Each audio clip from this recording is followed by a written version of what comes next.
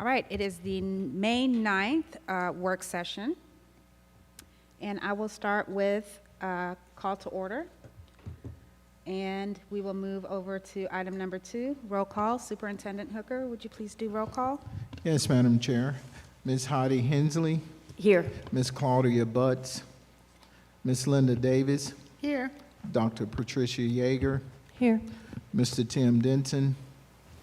Dr. Mumby Anderson. Here. Dr. Lakeisha Gant. Here. Ms. Nicole Hull. And Mr. Mark Evans. Here. Thank you. So yes, that confirms we do have a quorum. We will move to item number 3, the board president report. I don't have very many items, mostly just informational things and just FYIs for dates.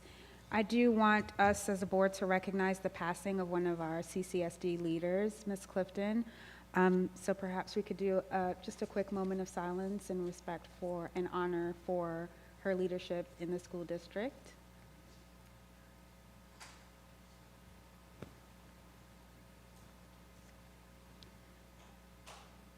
Thank you all. All right, so just as a reminder, we do have millage hearing dates on June 3rd, 4th, and 12th at 6 p.m. And although we are not required to have a quorum at those meetings, we would like to try to have a quorum to hear our community's concerns and comments about the proposed millage rate. We will have our final approval for the CCSD fiscal year 25 budget on June 13th. We will need a quorum, and I know that that is the summer and lots of people, go on vacation and do all sorts of things. So please communicate with us leading up to that meeting if you cannot attend, so that we are sure to have a quorum and or reschedule if we will not have a quorum at that meeting. Couple of dates for the end of the school year. May 14th, next Tuesday, is the CCSD retirement dinner at, I believe, 5 p.m. at Epting Catering. May 16th, next Thursday, is the ACC collaborative joint meeting with the Board of Education. And that starts at, I believe, 5 p.m. as well, and then 6:30 is followed at 6:30 by the Academy Awards. Same, it's going to be here at the district offices. Graduations on the 23rd is Cedar Shoals graduation at 9 a.m. The 23rd is Classic City graduation at 5 p.m. Cedar Shoals will be at Cedar Shoals in their football field or their athletic field. Classic City will be here at the Board of Education auditorium on the 23rd at 5 p.m. and Central will be at Central in their athletic field on the 24th at 9 a.m. I do believe that that's all of the announcements that we have for dates, but I also wanted to mention that we are still trying to make sure that we get a tentative schedule for the 24-25 school year for our Board of Education community conversations, as we've been talking about. We want to have one a month as a collaborative effort with the district and a member of the Board of Education to have a community listening session in their districts one of the months of the school year for the following school year. I will lead it off by scheduling mine in September, and then Ms. Palmer and Dr. Hooker will reach out to the rest of us and try to see your availability and when we can fill in your spots for the remainder of the school year, given the school's availability and their calendar, as well as the district office calendar. So that's coming up as well. I believe that is all that I have for informational items. Dr. Evans, is there anything that I left off? No, ma'am, not that I'm aware of. Okay, thank you so much. Now we will move on to item number, oh, okay, sorry, we've got one more item. Oh, yes, Dr. Yeager. I just had a quick question. I have that the retirement is at 6. Is that? I'm sorry? You said it was at 5. The retirement celebration at Epting is at 5 or at 6? Okay, the retirement dinner is at 6. Okay, cool. And then Thank the ACC joint meeting is at 5. Thank you. Sorry, I flipped that around. Thank you for that clarification. Okay, and then we have one more item. So this is the recognition that we have gone through, reviewed the board policy BH on board code of ethics and board policy BHA, board member conflict of interest. So this is essentially just an item to recognize and acknowledge that we have all reviewed and agreed to comply with our board of code of conducts and our conflict of interest policies. Do you all have any questions, concerns, comments? Okay. I'm sorry. So we've received that. Is that something that we're going to officially do here in a meeting, or just our signatures, or how are we going to execute that? So this is the document that goes to the Georgia DOE where you sign in June, and it's Right. submitted saying that you have follow both of these policies. So a couple of years ago, it was a suggestion that this be put every year in May so that the board acknowledges and affirms that they have read it and seen it. So I'm wondering if is that going to be a part of our work session? Are we going to share those policies with the public so that they don't have to go and look them up to understand what we're signing up for, or how we're going to do that? The policies are both included in tonight's agenda, which They're is on the public. agenda? The policies are both included in tonight's agenda, which is public facing. So item 3A contains both of those policies, BH as well as BHA. And so my question is, will we read those policies prior to signing this document publicly? Would you like me to read them out loud? Is that what you're asking? Well, Yes. they're included in this agenda item as informational item for each board member to review prior to signing in June. So it is our individual responsibilities to ensure that we review these items before we sign them in June. If board members would like for me to read these board policies out loud at our June meeting prior to signing, I am happy to do that. I would prefer that it be a board collective decision. Sure. So please feel free to email me, let me know, and as always, if we have a majority of the board requesting that, I am happy to do that. In the interest of transparency to our community, yes, thank you. Sure, no problem. Okay. Any other questions, comments? All right, I believe that is all for our board president report. We will now move on to item number 4, presentations and discussions, but I do not believe we have anything there. Is there anything from the district? Okay, perfect. We will now move to item 5, financial updates. 5A, financial report. Thank you so much, Mr. Greiner.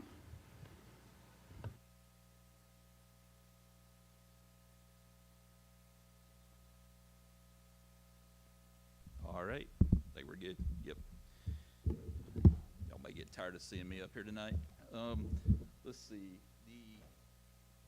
The first item we have is the March financials, 9 months into the year. Still trending well. Total revenues, a little over 182 million. About 8.7 more than the budgeted amount of 173.5. Again, this is just a timing. I mean, I think we're still gonna be a little bit positive on the revenue side, but definitely not 8.7 million. So I say probably a couple million is where we'll end up there. Actual expenditure is 155 million. So 3.7 more than the budgeted amount. And again, some of this will start kind of leveling out as we get toward the end of the year. A lot of this is based on historical trends, which we tweak every year, so that's why you see some of these differences. Fund balance at the end of March, 81.6 million. Just for reference, just finished the April financials today, and we're at 74.2 million. So again, we're trending down with our fund balance, which is what we expect, going down to around 55 million at the end of the year. So very typical. Again, you see the graphic representation of fund balance, just slightly ahead of where we thought we would be. So we'll trend down to around 25%, and we'll talk about that, of course, in the budget discussion. Any other, I did add on the, thanks Dr. Yeager for that suggestion. I added the description, which that was very easy to add, so I appreciate that. As always, that input is very helpful. So, any questions y'all have on the financials, I'll be glad to answer.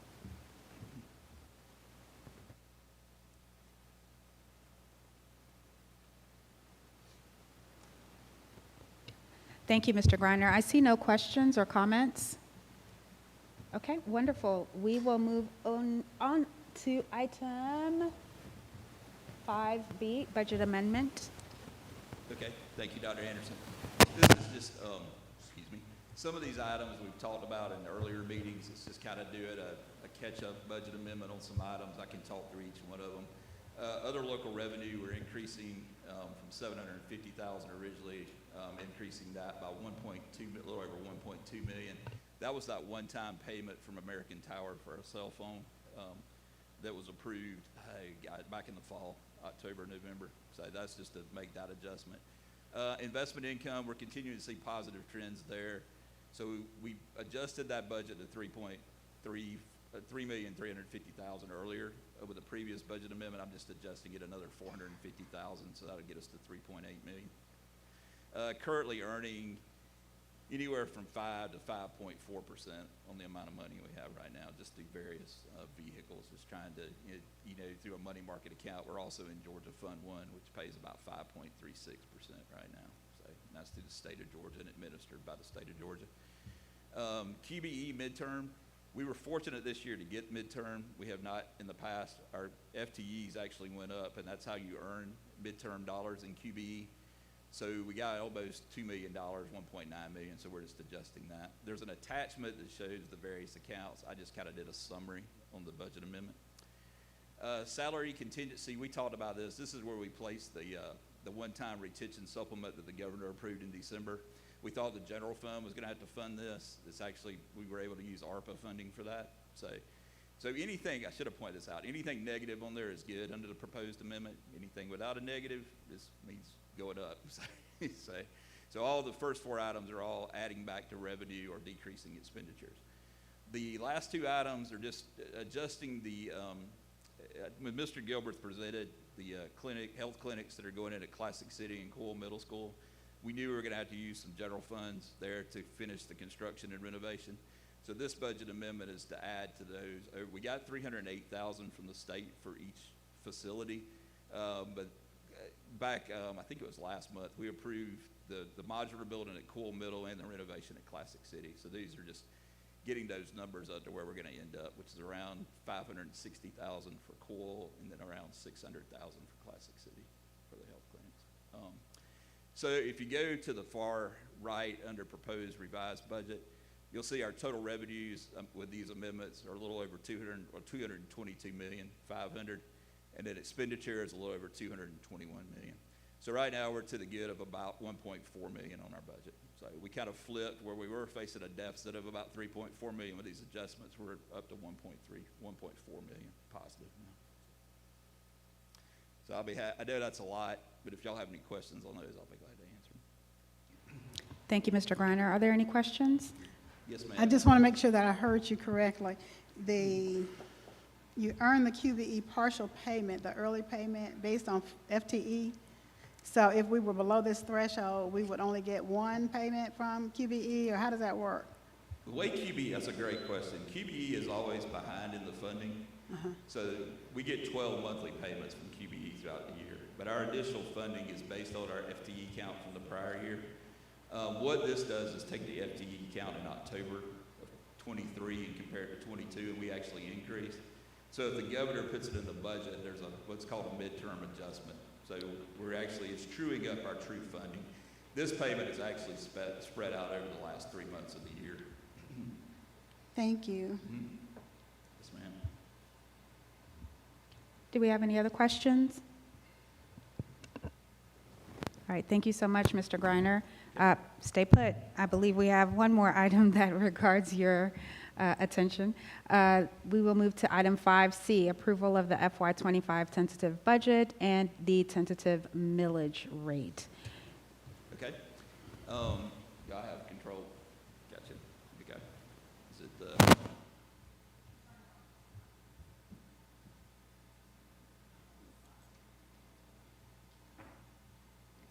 Sorry. There we go. I figured the time you got up here, I'd get it. There we go.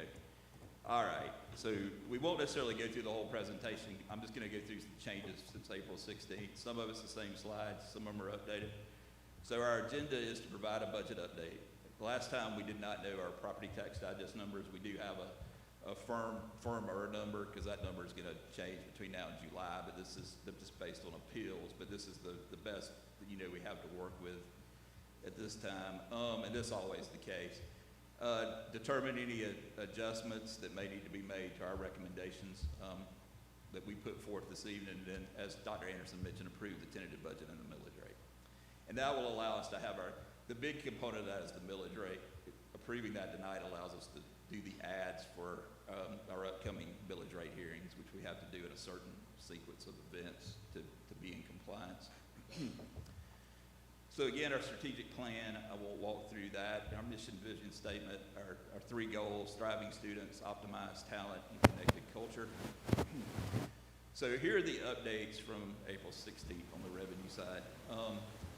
So with QBE, we did find out we're getting additional transportation funding. Wasn't quite as high as we thought we would get. So I decreased that amount by $500,000. The guidance on that was not really clear to begin with, and I probably should have been more conservative on that.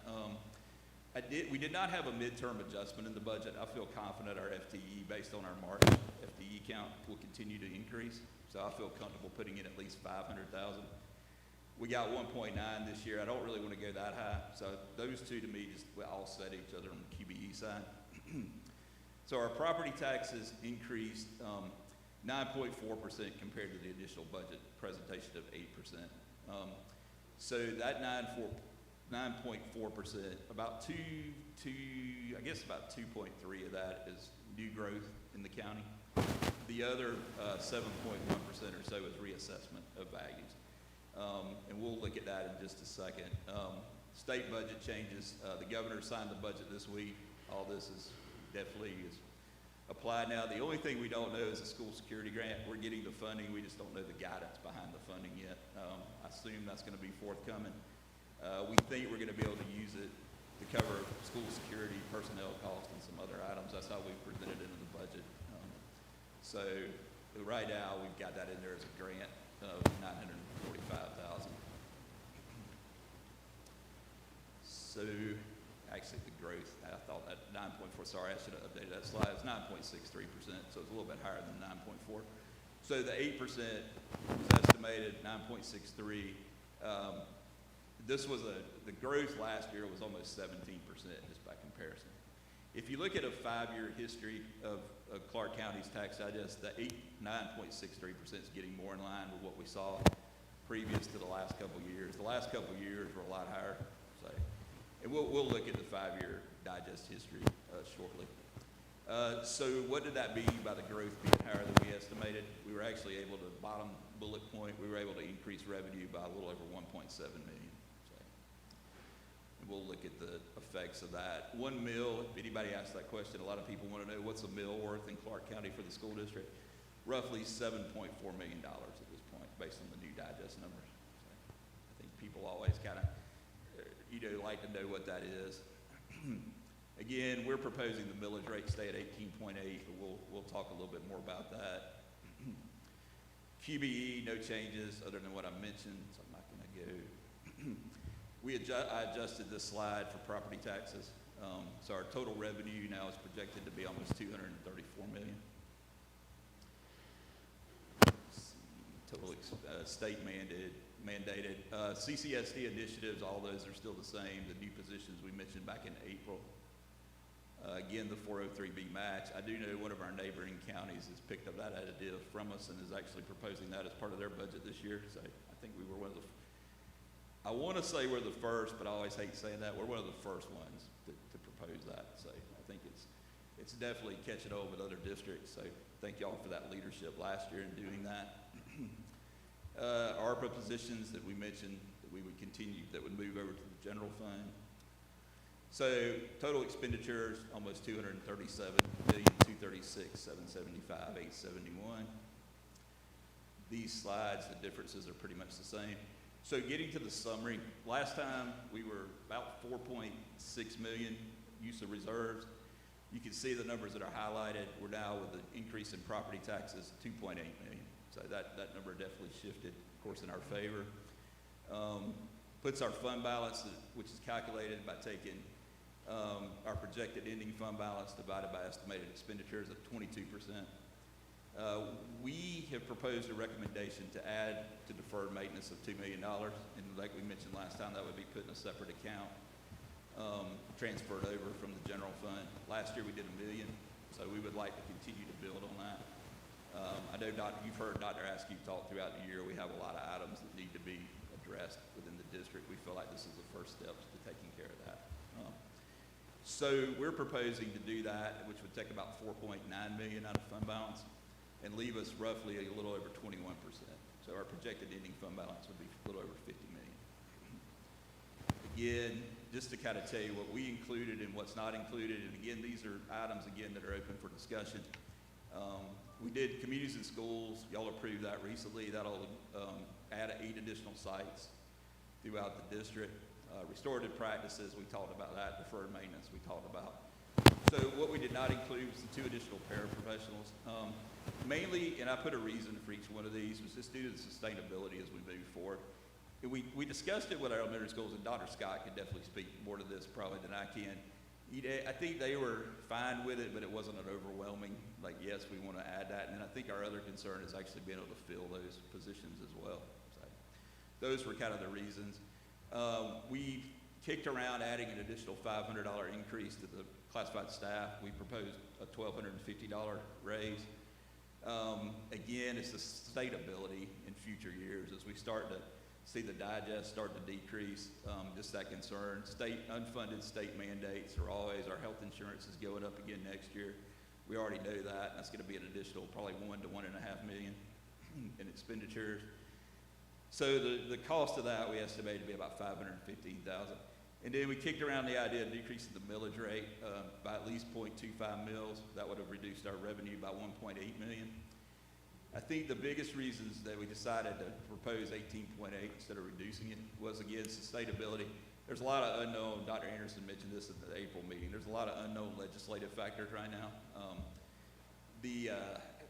The state, at the legislative session, there were a lot of things that have been kicked around that we just don't know what that impact is yet on the school district. I don't think GSBA, Georgia School Superintendents Association as well, has not really dove into what that means, like potentially putting a 3% limit on any increase and what effect that would have on, different districts, how that's going to work with a referendum. So I think we just felt right now is not the time to decrease the millage rate for those reasons. So at that point, the next slide is just the timeline. At this point, I'll open it up for any questions y'all have on myself, Dr. Hooker, Cabinet.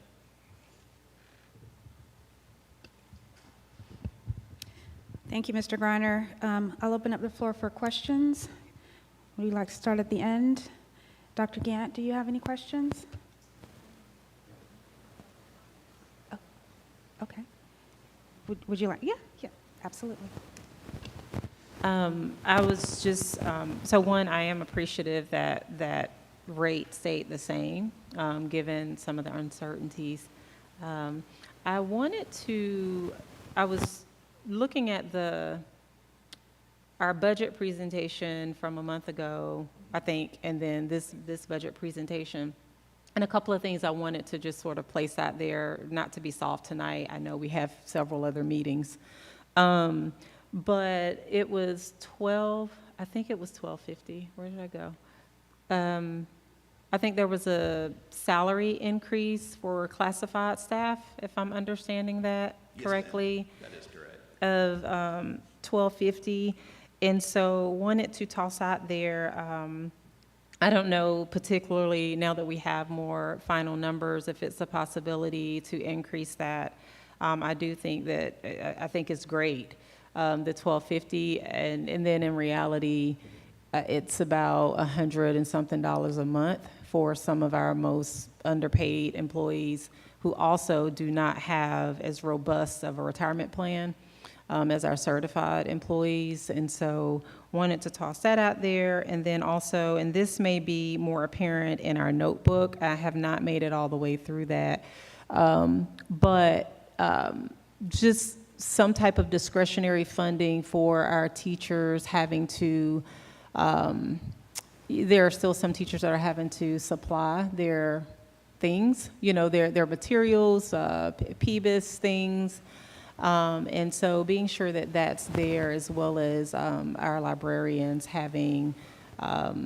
being sure that they have what they need as well. And so these are all conversations we can have, Dr. Hooker. But I did want to put those out there since I knew we would be talking about this, and because from going back and taking a look at our budget meeting in April, I know that we all identified some priorities, and those were among the priorities that I mentioned, as well as some strategic direction with discipline, with policies and funding behind that, and wanting to see a little bit more of that here.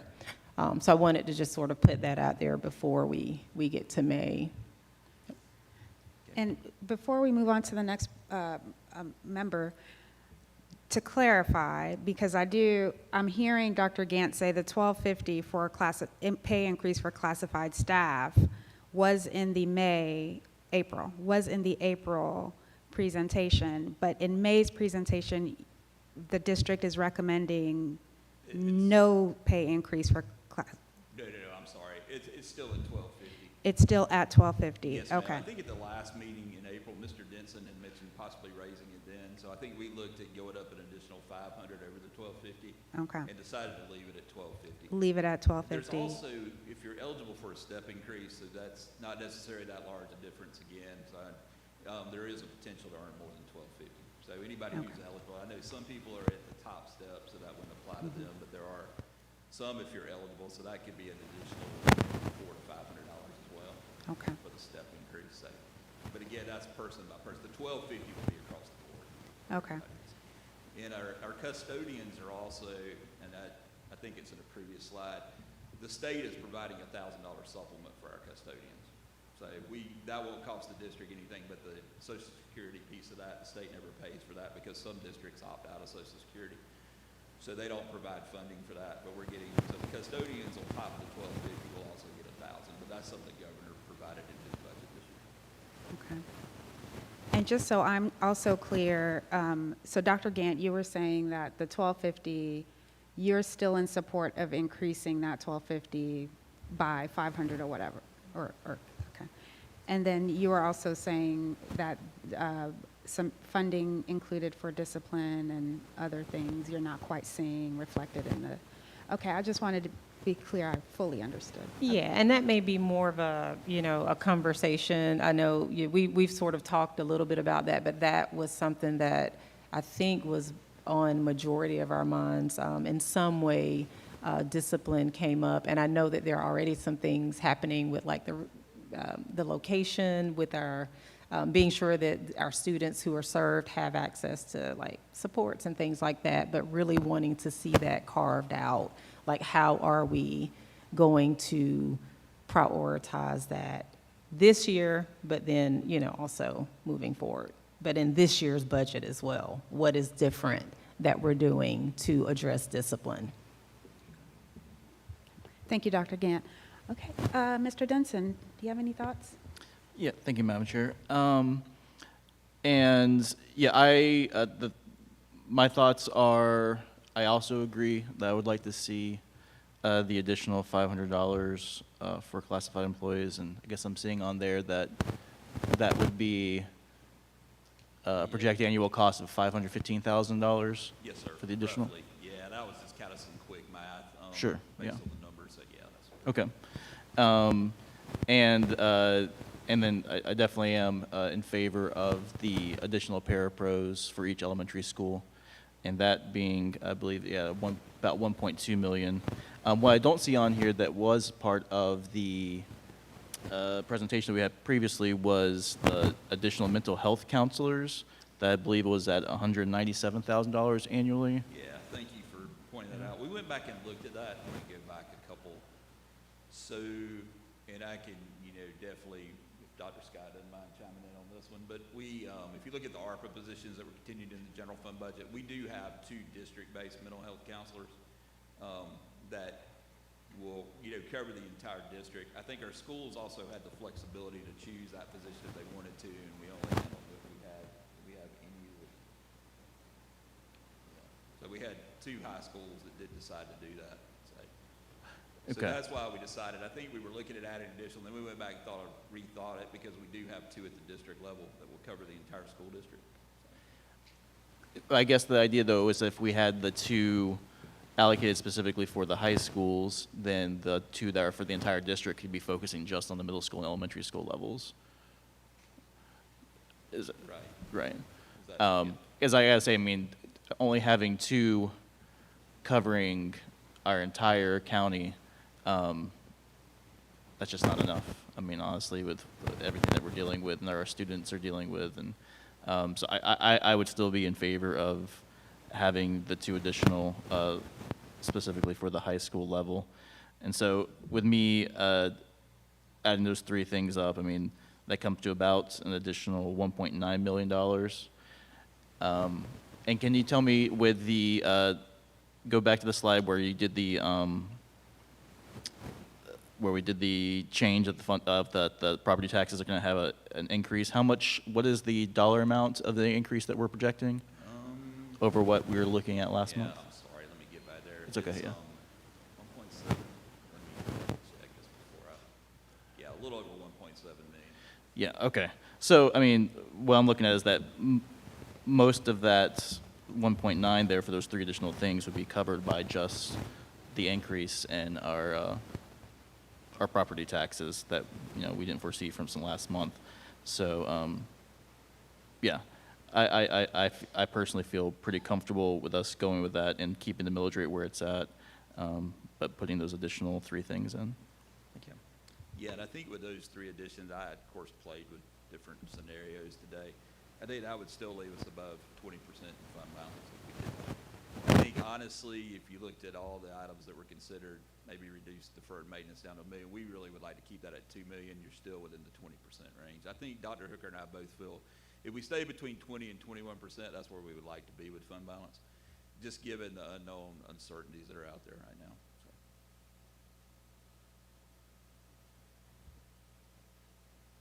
So. Thank you, Mr. Denson. Dr. Yeager, did you have any thoughts? I would just echo the comments of my 2 colleagues.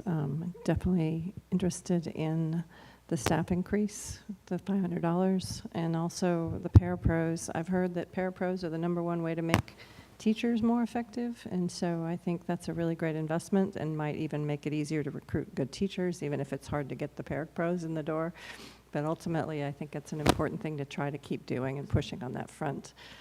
Absolutely, and I would trade those paraprofessionals for not reducing the millage rate. I think in my mind is that would be a really good investment. And that's all I'll say. Thank you. Okay. Thank you, Dr. Yeager. Ms. Davis? You're good? Okay. Ms. Butts? Okay. Okay. Okay. All right. I will support my colleagues down at the end of the row who, and that's part of the joy of starting on that end, is by the time it gets over here, you already very eloquently stated some of the comments that the other members on this end of the table have. I think that the initiatives that are not included in the budget were pretty representative of all of the members' thoughts of how to move forward with a robust budget that supports our students and our staff. And so it was disappointing that those items are not included, given their cost not being, as far as what I hear from the members and myself, not being a substantial dent to our budget. So yeah, I think I'm going to leave it there and echo the comments of my fellow members. Okay. No, I mean, that's exactly why we wanted this discussion. I think, again, when I ran the numbers, if you add the paraprofessionals and the extra $500, we're still, between 20 and 21% fund balance, which I think is, in my mind, I just didn't want to go below 20. And I think Dr. Hooker and I had a conversation about that as late as today, and I think that's just kind of where we were. Again, this is the time to make changes to the tentative. I mean, we can, it seems like the consensus is those 2 items being added, so this is the time where we can just add those back to the budget, and make those changes, again, before we run the budget act. So that's perfect. That's what this discussion should be about. All right, thank you so much, Mr. Greiner, and I really appreciate your diplomacy in responding to the members' comments. Yes, ma'am. Did y'all want to look at any of the other budget documents real quick, just to kind of see if y'all have any? I mean, there's 5 other documents out there. I don't know if y'all had questions on them. One is the budget ad. It also includes, I'll just give you real quick. I don't know if Lisa, the budget ad. Yeah, the ad. I'm sorry. I just wanted to show you. It's a little different than normally. We added the special revenue funds, which is our federal programs, which honestly at this point in time is the best guess on federal programs. And then capital projects, again, is just kind of using some, looking at where SPLOST is on some items. So it actually, when you see that, I don't want anybody to have any questions on.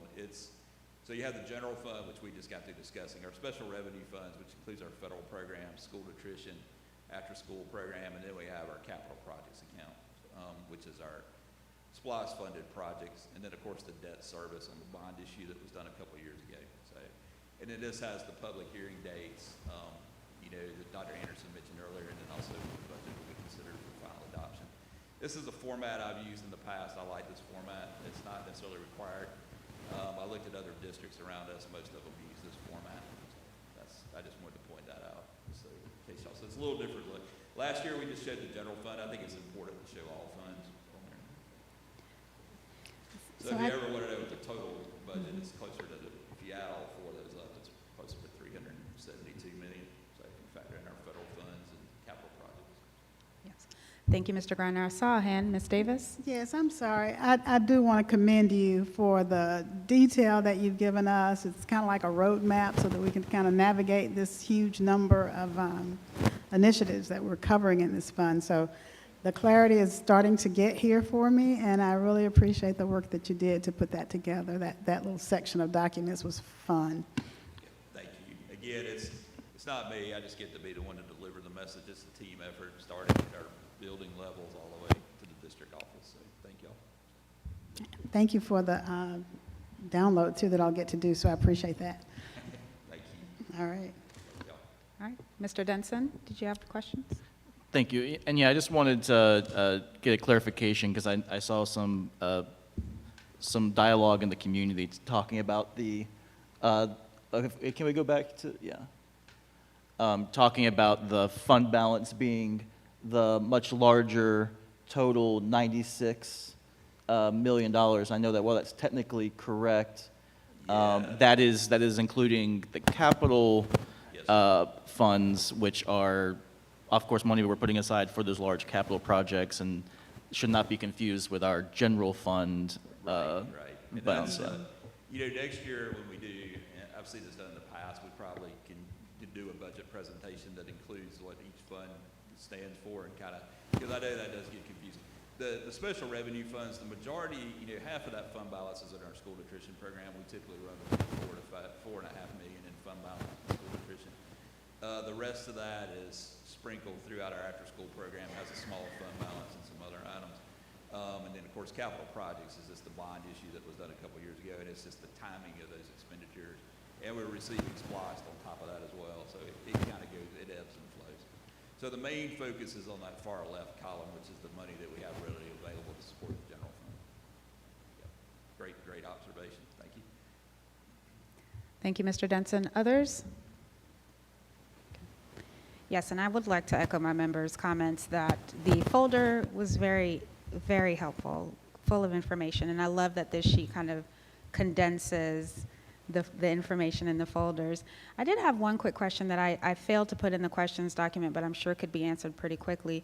The improvement of instructional services, when you look in the folder, it looks like it's mostly gifted services that is counted under that category.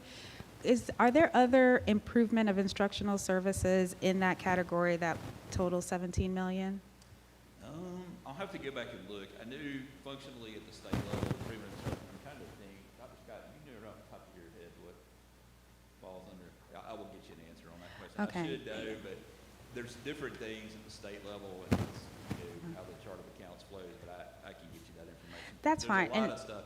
I'm trying to think off the top of my head. I know there's certain levels at the school level that fall under improvement of instruction as well. The big part of that salary and benefits, but I'll get you an answer on that. Okay. Sorry. And that's on me for forgetting to throw that in the Yeah, that's document, fine. I so mean, no worries. I'll definitely get you an answer quickly on that. Thank you. Okay, are there any other questions from, okay, wonderful. Did you want to do any other of the documents that were under the, We can look at, let's see. I did include the items, contracts that were greater than 50,000. I think that's something we tried to do last year. Tried to make sure we captured all those. The ones we probably have the hardest time capturing are special education. We have to use contracted services because we have a hard time filling those positions. So those may not necessarily be over. What we do is we leave those in the budget as vacancies on the salary and benefit side. So when we do fill those, we just move the money from salary and benefits over to contracted services. So those won't necessarily be reflected on the 50,000. So we may have to bring those back to you next year to approve those contracts once we just don't know what that number is going to be right now. If you want to look at the 5-year history, yeah, just down below, Lisa. There you go. So this is what I mentioned earlier. I've got the millage rate highlighted just because I, wanted to make sure we have it. We won't publish this until we run the ad.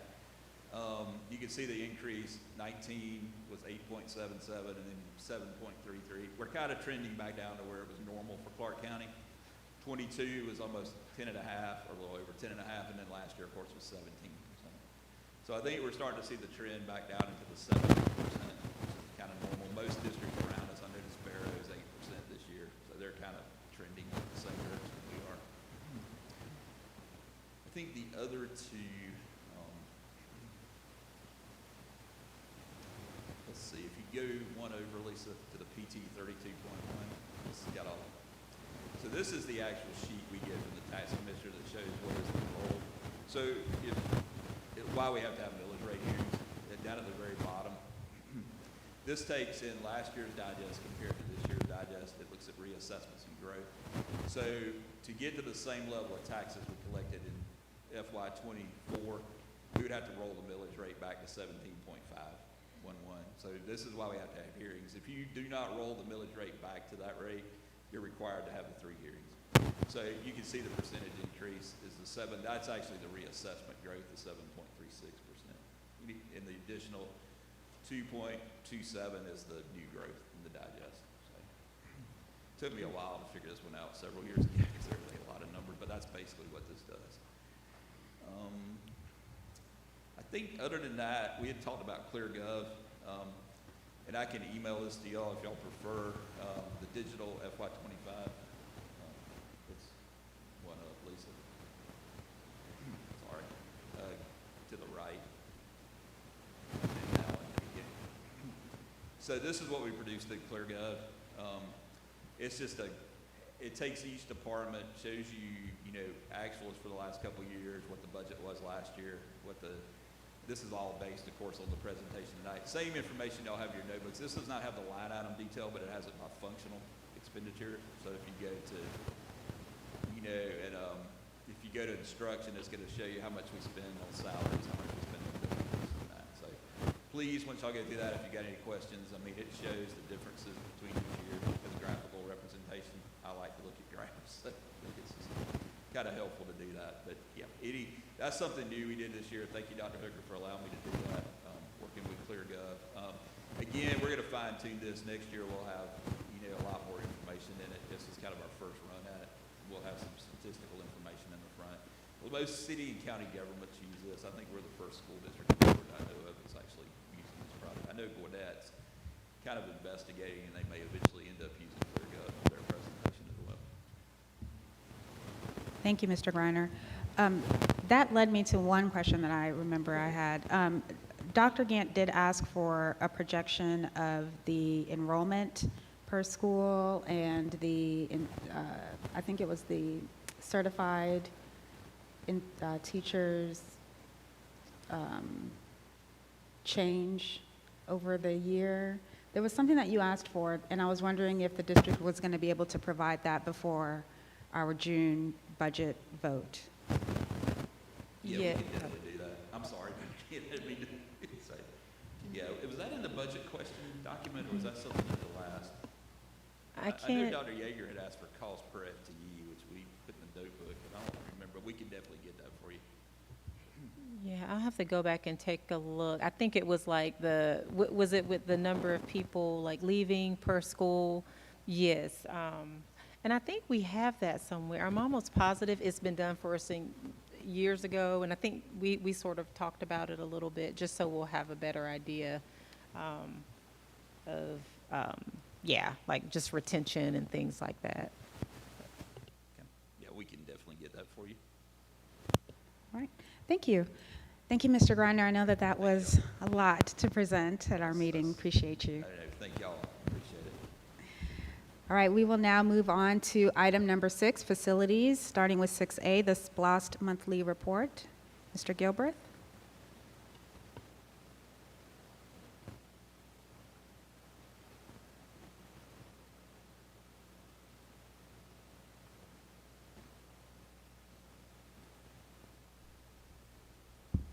Good evening, board members.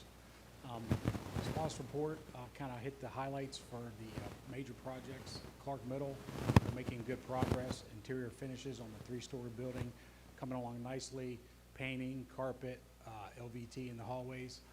I don't know if any of you were able to attend, but on May 1st, we had a tour of the school for the staff, parents, and up-and-coming sixth graders. And we got a lot of positive feedback. Actually, the general contractor even got feedback from the parents and staff members at the school as well, that just, very pleased with the aesthetics of the school and the progress that we're making. So we're gearing up for once school is out. Clark Middle's last day is the 17th. We will start removing trailers on the 18th, and then power and utilities will be cut off the 24th, and we'll start demolition at that time. We have tentatively scheduled a ribbon cutting ceremony for July 30th. So we'll be sending out some information to you about that, and hope that you all can attend. You want to pull up the pictures, Lisa, if you can? We can do the PDF.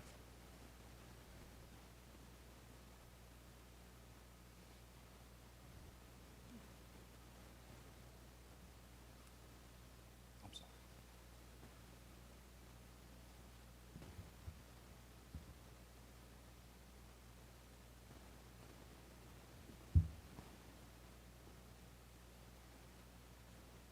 So these are some recent photos of Clark Middle. You can see the lower level for this 3-story. The paving is in place, binders down, and actually the contractor's parking there. The soccer field is on grade, irrigation's installed. We're waiting for the county to install the water meter, and we'll have the sod going down.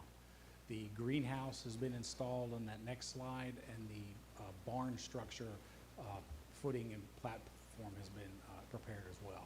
They are in the process of cutting in and regrading the entrance to Dudley. And once that's done, we're going to do some test drives with some buses to make sure we're good as far as getting into the site. So things are coming along nicely, and if we cannot get 6 inches of rain in 3 hours, then we can make more progress. So I believe we have some interior photos. This is some of the lower parking, the greenhouse, the canopy going in on the lower level. This is our kitchen area. All the kitchen equipment has been delivered and being put in place as we speak. This is our media center, final painting going in. This is the LVT in the main hallways on the 3-story being installed. Believe it or not, this was one of the highlights of the tour with the students, were the restrooms at the new restrooms at the middle school. And these are the lockers that we're installing as well. Typical classroom with the carpet, finished wall. All we lack in there is the floor base, one of our science rooms. And that takes us to Cedar Shoals. Any questions on Clark Middle? I have no idea how I missed that tour. If anytime you want to go, just let me know. I got a hard hat with. We're ready to go. You just let me know. Thank you. With the superintendent's permission, I will take you up on that. No problem. Cedar Shoals, again, I'll kind of run through the photos. We are focusing on the lower level CD wing right now. Once school is out, we'll be working on 3 other areas within the main building. We're doing modifications at the cafeteria an expansion area there on both sides of the cafeteria, as well as an outdoor seating pavilion area. Here's the roof replacement on the Ag Science building. So August 1st, we're going to turn over 3 areas within the main building and the Ag Science and graphic arts portion. There's the tennis court grading in progress there, and with the lower level parking, and we should have those wrapped up as well come August 1st. There's more pictures of the grading and the lower parking area below the baseball field got being installed underground stormwater detention. And last photo is the loading dock at ELC East is complete and being used. So, Mr. Gilbreth, could you yes. hold on for just a second before moving on to ELC? I saw some hands up for questions for Cedar. Sure. Oh, I thought I did. Oh, Ms. Hensley. What is the timeline for the Cedar? I can't remember. Are they going to be out of those trailers by the beginning of next year? No, definitely no. Yeah, Cedar is a 2-year project, so we're kind of moving people around inside the building, and we need to keep those trailers so that we have space when we get to fine arts and the other areas, we can move them in there to do those spaces. Okay. So this summer, come August 1st, we will turn over 3 of the classroom areas in the main building, Ag Science, and Graphic Arts building. And then we'll be looking to start ROTC, which is a separate building, and Fine Arts, we'll be working with them. And then inside the main building will be the administration and the media center next summer, not this summer. And the cafeteria will start Cafeteria's next summer? this summer. All right, thank you. All right, other questions? All right, thank you. And the last one was the loading dock, just to let you know that's done and they're using that. Sorry to interrupt, Mr. Gilbreth. Ms. Davis just raised her hand. Yes, Yes. I'm so sorry. So at one time, I thought that Cedar is 75 acres. Is that what is, how much of that is unused at this point? I would have to go back and look, but there's a fair portion of the site that is, they have the practice field, baseball, softball, and then there's a lower field as well. There's a large stormwater detention pond on Okay. the lower level as well. So I can give you some acreages. I can send that to you. More than that, usable land, things that we don't have to do a whole lot to if we had to, add or build or something. I'm curious about that. Okay. Thank you. Okay, I think we're ready to move on to ELC. Thank you. Loading docks.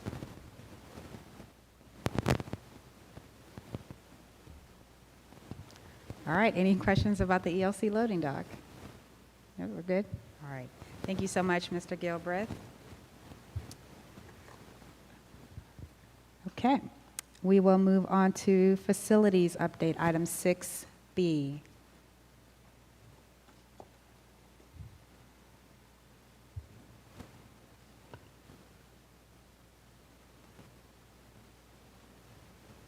Good evening, members of the board. I have found the microphone this time. We're going to talk about the work orders. I had included, I think, everyone on the flow path work order system back in the fall. So we're just going to kind of circle back around and let you see what we look at. So the next few slides detail a significant portion of the work in our operations department since January 1st of 2024. This data is a reflection of some of the high-need areas we deal with daily. With that being said, the data can go back to some of our but some of our past work order systems have been incorporated in there. This thing will pick a date anytime, 2 months, 3 months, 5 months, 6 months. It started July 1st, so you're going to see a few of these dates pop up in my slides. For security, for instance, July 1st of 2023, and I put in July 1st of 2024, we've gotten 76 work orders. Pending for the previous month was 0. Scheduled is July 1st, 2023 to July 1st of 2024. They have 21. And completed work orders July 1st, 2023 to July 1st of 2024. There's 48. And you add those numbers together, they don't quite come up to 76. And that's because these work orders wound up in another department. Somebody else in building maintenance, or maybe even myself or electricians wound up closing the rest of that balance of the 7 that's missing. The flow path also allows us to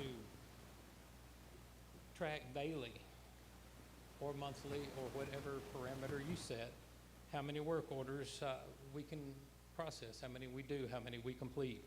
If you notice around 2/23 of 24, there's a little flat spot down near 0. FlowPath updated their equipment about that time. All of the rest of the bottoms of that chart are weekends, holidays, etc.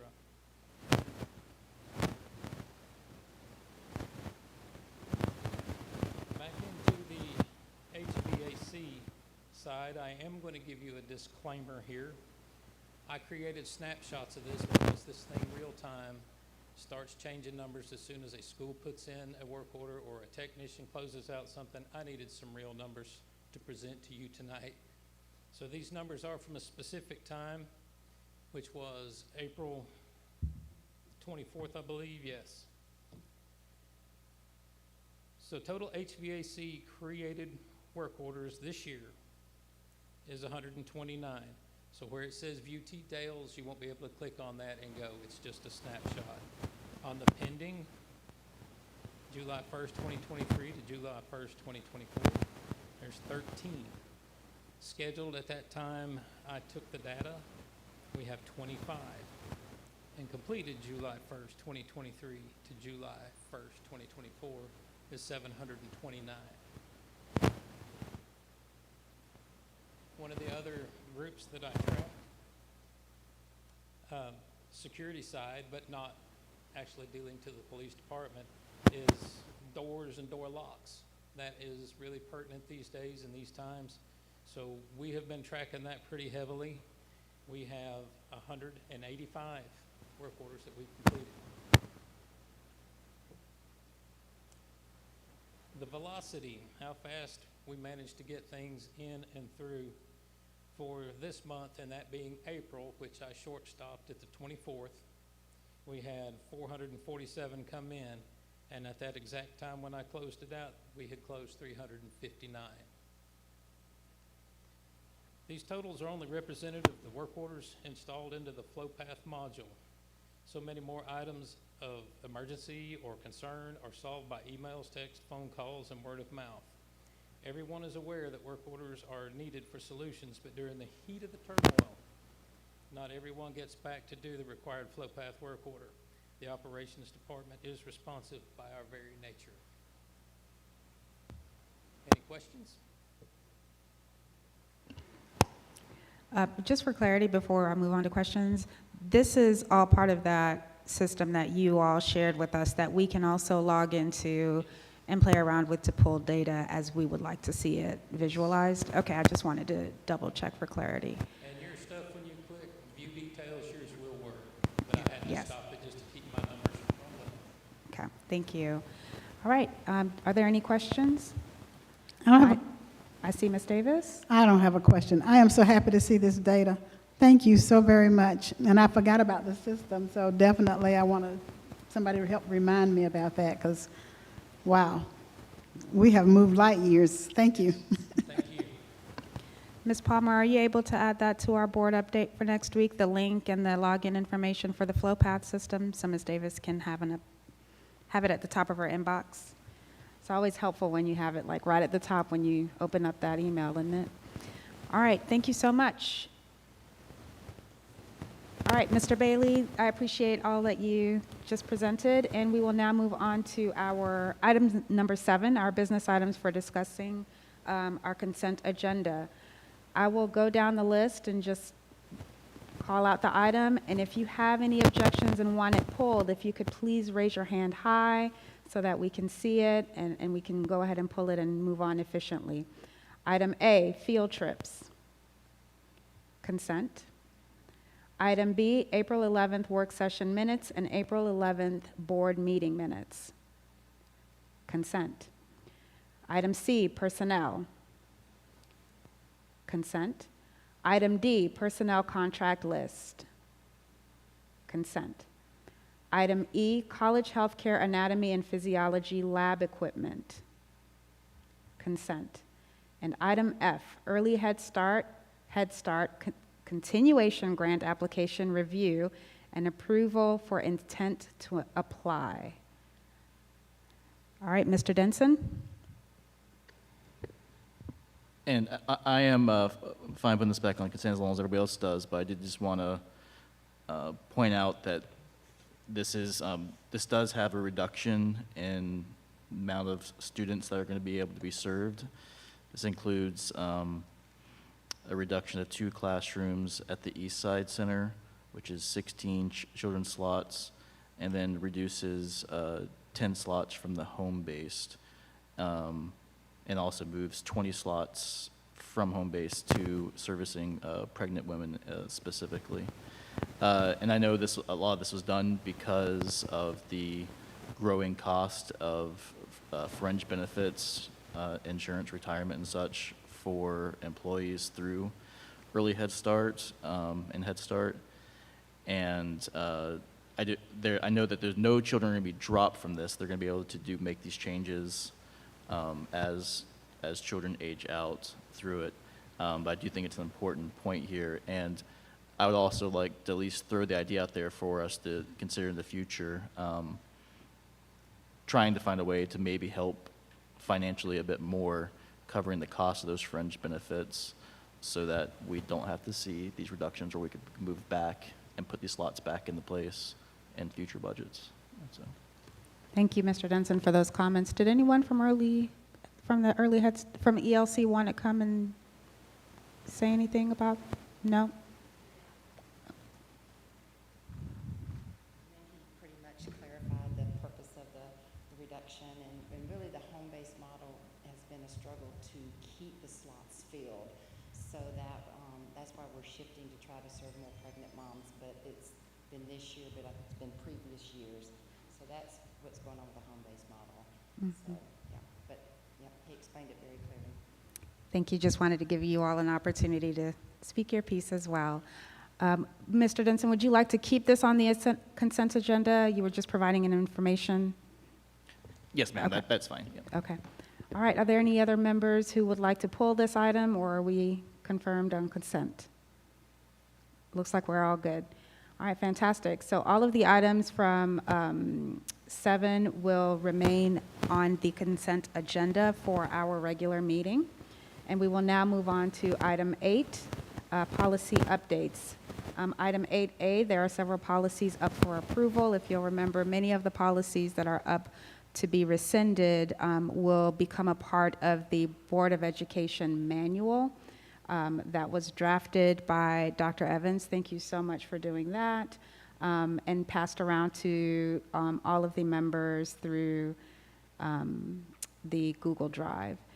I don't believe that I got any additional comments or questions or concerns about the content within that manual, so we will move forward unless you want to make any last-minute comments. We will move forward with including that as a manual that will be placed as a regulation in our policies, our B policies, but also be placed on our Board of Education webpage on the CCSD website. So I just wanted to provide a little bit of clarity to the public that that's what's happening with the with the B policies that you see before you that are tonight going to be voted on to be rescinded. Are there any other comments or concerns about the policies that are up for approval? Ms. Davis, your mic is on. Did you have? I feel like the Lone Ranger out here, but the reality is, I think our policies are the primary function of the board, right, is to do the policies that govern our district. And I read the document. It's a large document. There are a lot of things in the new manual, and I would really like for us to have a more formal look at that document to see that it meets the needs of all of us, as opposed to us reading that individually. So is this an item that could be moved into a work session, and can we also, as a board, approve this document before we start using it formally? as an adopted thing. And then I want to know, from looking at the policies themselves and the things that are being rescinded, have we in any way changed the understanding or the authority of the board to exercise its responsibilities as the elected officials for the school system? So that's where I was in my analysis, and it's a lot to go through, and it's a lot of cross-referencing to go back and forth. So it's challenging to do it as an individual.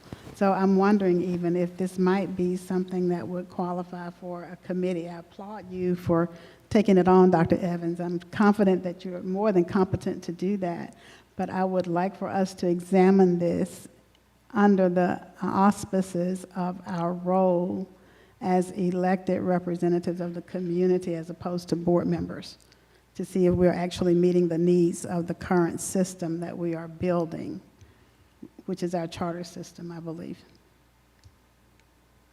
Okay, would you like other members to respond, or would you like me Please. to? Okay, would anyone else like to weigh in? Yes, Dr. Evans. Thank you, Ms. Davis, for the kind words. And I agree. You know, this needs to be an hour document. And so I would love for us to all, you know, pitch in on this and take a look at it, because this is a legacy that we're going to be leaving for those of us who are, you know, going to at some point leave the board. I mean, not me, I'm going to die here, so that's okay.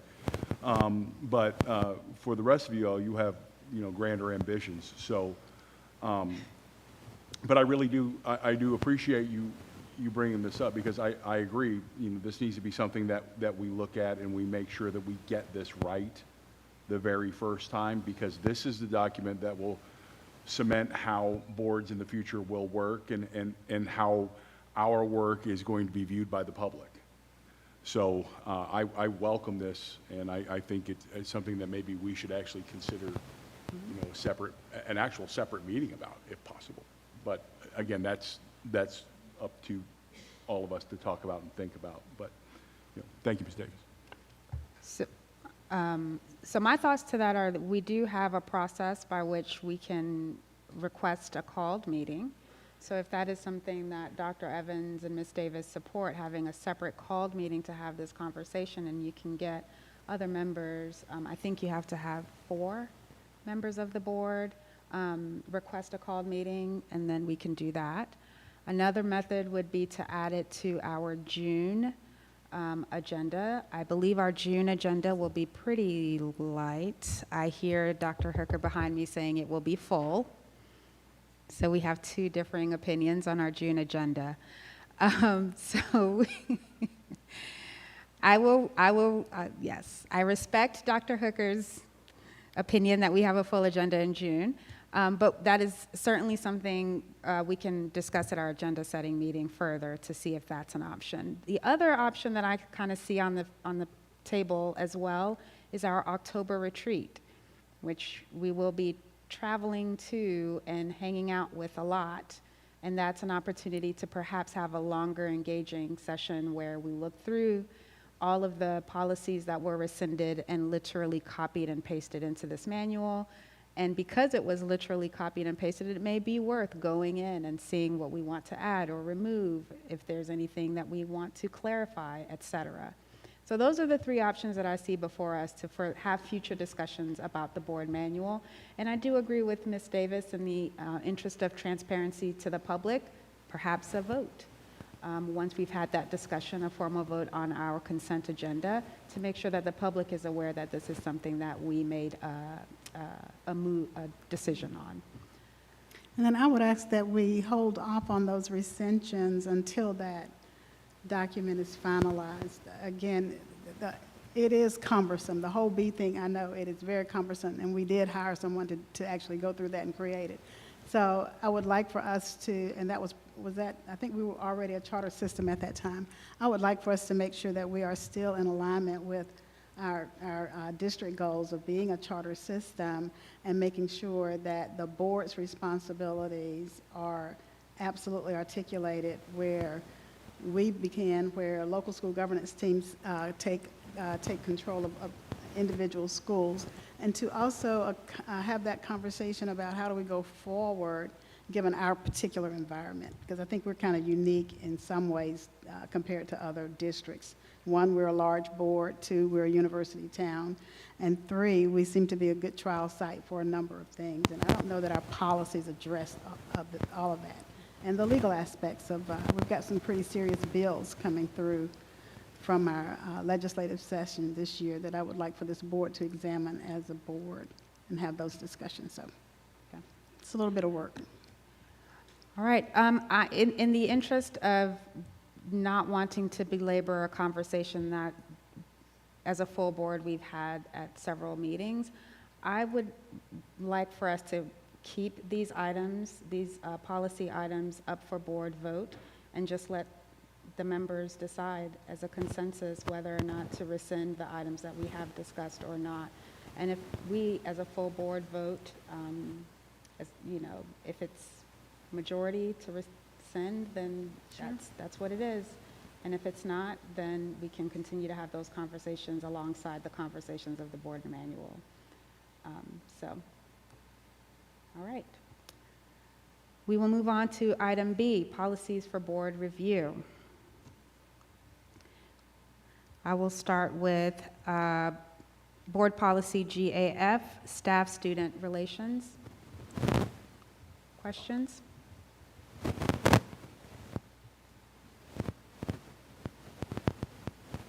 Okay. Board policy GAMA, drug-free workplace. All right. Policy GARHB, paid parental leave. Yes, Dr. Gant? I just wanted to clarify, with that particular policy, from what I understand, it's being updated to be in compliance, right, with the parental leave? Is that what I understand? Compliance with federal law on parental leave? That's correct. Was it with the House bill updates, right? So That's correct. Okay, so that it's with those updates. So with these particular updates, this is the minimum that we can do, right? This is like the standard, like we at least have to do that with the hours, with the amount of hours, for instance, the maximum amount of paid parental leave and just a few other things. Is that correct? Is that my understanding with it being updated to the House bill?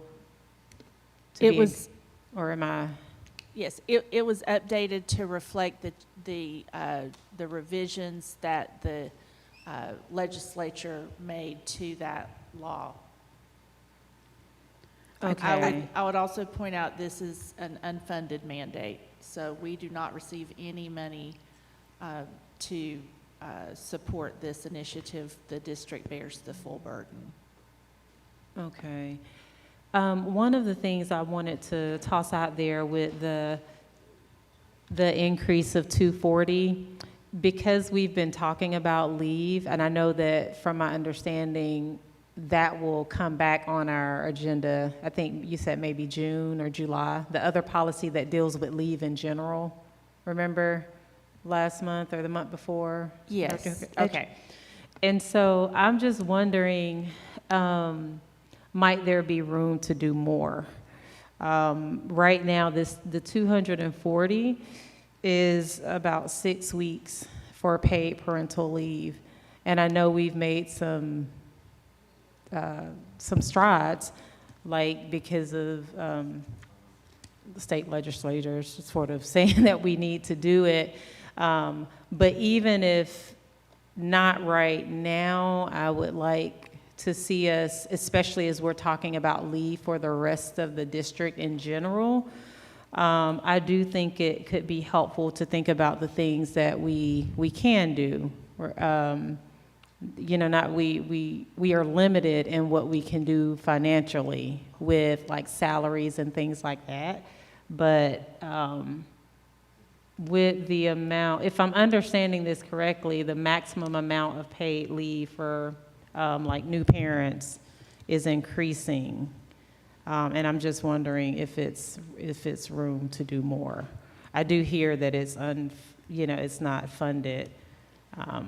Do you have a specific recommendation that you would like to present to the district to consider? No, but I do think this is a really good opportunity, and maybe I'm a little delayed in my processing, so this probably is something I should have tossed out last month before. But I do think it's something that our teacher advisory committee would be able to get some, perhaps some good feedback from their schools that they represent, from like teachers and paraprofessionals and other colleagues who are, in the position of, starting new families or growing their families. And so, yeah, I don't want to assume that what would work for me would work for everyone, but I do, I think that there's a deadline by which we have to adopt these particular updates, and so I understand that. But I'm just saying this might be something moving forward that could be useful, obviously with the board and superintendent support, that it may be useful to review, even if it's something that goes into the next academic year. Okay. So. Okay, so just for clarity, what I'm hearing you say is, for now, this review, since we need to push these policies forward, can stay as is, but for future policy discussions, you would like this added back to a future agenda. Yeah, and Okay. perhaps I could save it for the, in the future, for the future policies for review, but right now is under board review, which makes me think it'll go out to the public anyway. And so maybe we could just see from there, but it's, just something I was thinking about. Yep. Okay. All right, are there any other thoughts on paid parental leave? All right. Board policy GBD, professional personnel hiring.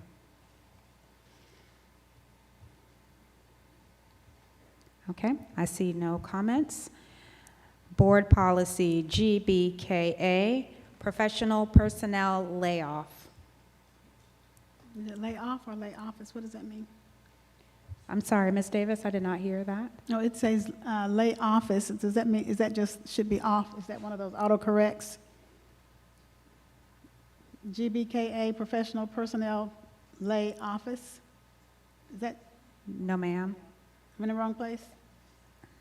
It's layoff, right? It's layoff. Okay. Yeah, so, I apologize, that's a typo up above. But the policy is Autocorrect correctly did named, that but to it's you? a typo in that. Yeah, all right, thank you. oh, where it says lay off, it shouldn't say lay off? It should say lay off, right? Correct. In the commentary up above, item 5, GBKA, professional personnel lay office, is incorrect. Okay. Oh, I don't even see that anywhere. Okay. So that change will be made it's on the agenda? Because It's I don't just a see that little- anywhere. I wasn't sure. It's not on the policy, it's in the recommended action Yeah. description. Okay. I'll take your word for it. Thank you. Ms. Palmer, It's in the description of all the policies in the written text part. It just says out beside it, lay office instead of lay off. Oh, I see up there. Okay, I see where you're, yes, okay. Okay. All right, so I believe Ms. Palmer has access to just make that change now, so the Great. front-facing yes. agenda is correct. Okay. Thank you, Ms. Davis, for clarifying that and for pointing that out. Any other questions on professional personnel layoffs? Okay. Policy GBO, professional personnel resignation. Okay.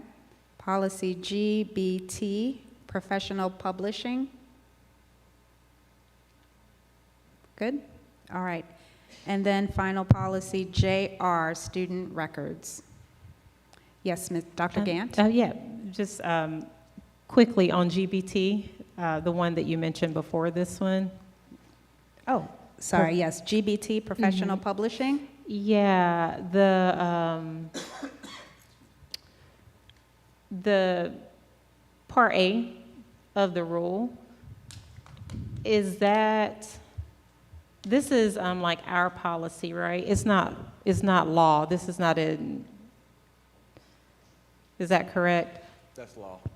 It is, What we tried to do a few years ago when this was revised is. You're not on the mic. Could you talk closer to the mic, Oh. please? Mr. Pruitt? Hello? Maybe a little less close. Yeah, we tried to do a really, it's like anything when you try to describe the law, you're either going to put in one sentence or 1 million pages. So these are very basic descriptions, but basically copyrights, when an employee does copyrightable material, it's default by law or work for hire. You could change that, but that's the default. Patents are different, and that's why there's a different statement there about patents. Did you get that? I heard parts of it. I think I've heard that it's a part of the law.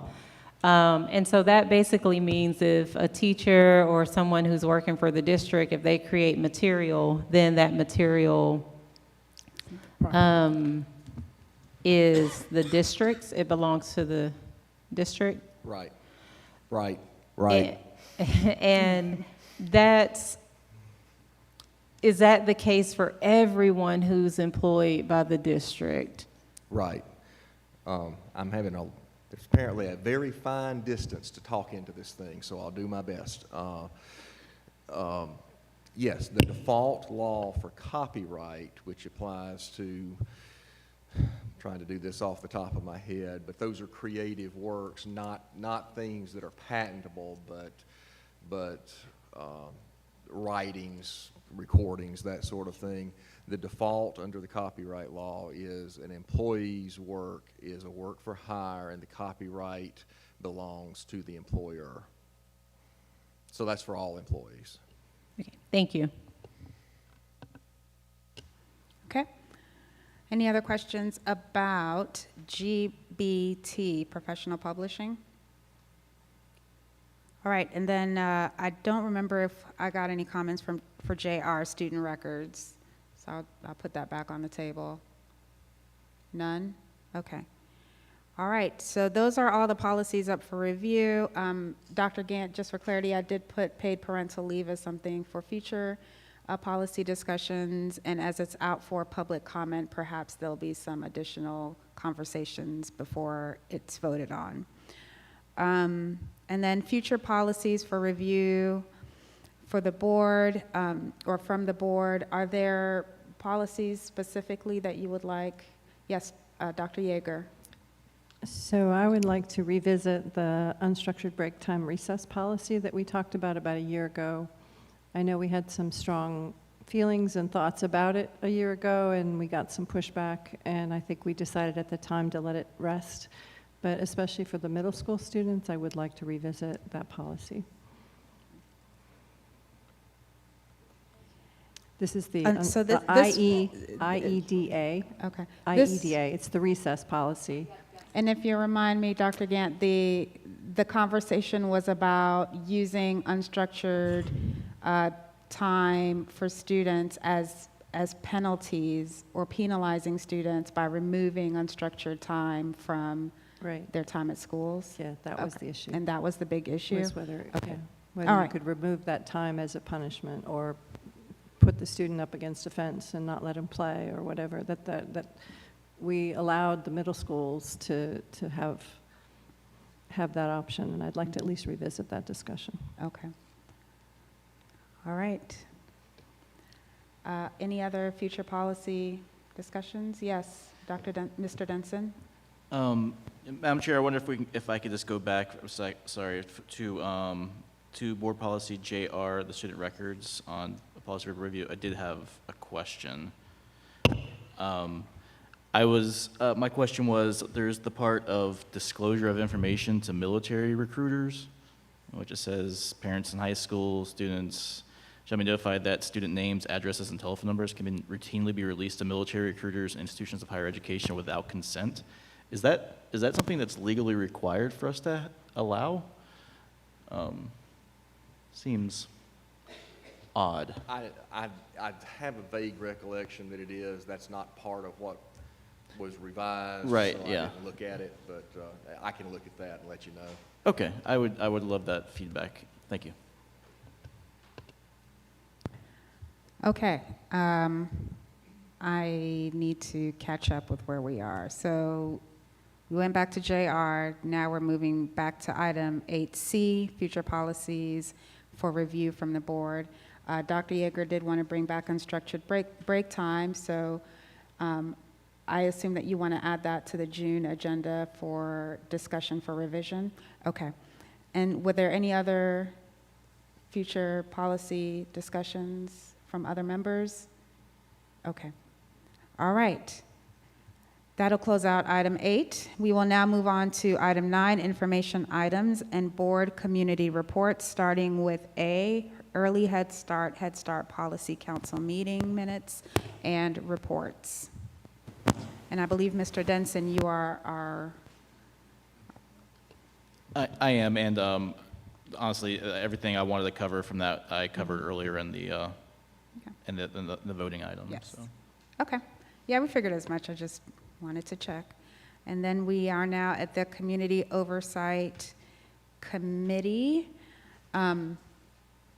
That is Dr. Evans. Sorry about that. Yeah, so Mr. Galbraith already has pretty much got us up to speed on what was presented to the committee and what will be presented to the committee on Tuesday. Their next meeting is this Tuesday here in this building at 8:30 a.m. I unfortunately will not be able to be there, so I'm hoping that someone from the board can go. My son is being recognized at Whitehead, so I'm gonna be there for that. I'm very excited for our Jack. But yeah, we also all received an email about the amount of money that came in for this month, and we got a little slight dip, but again, that is to be expected with this time of year. And then, we cannot wait until September for kickoff. So that's the report for there. Thank you. Thank you. And if you share with me the date and time for that next meeting, I can fill in for you.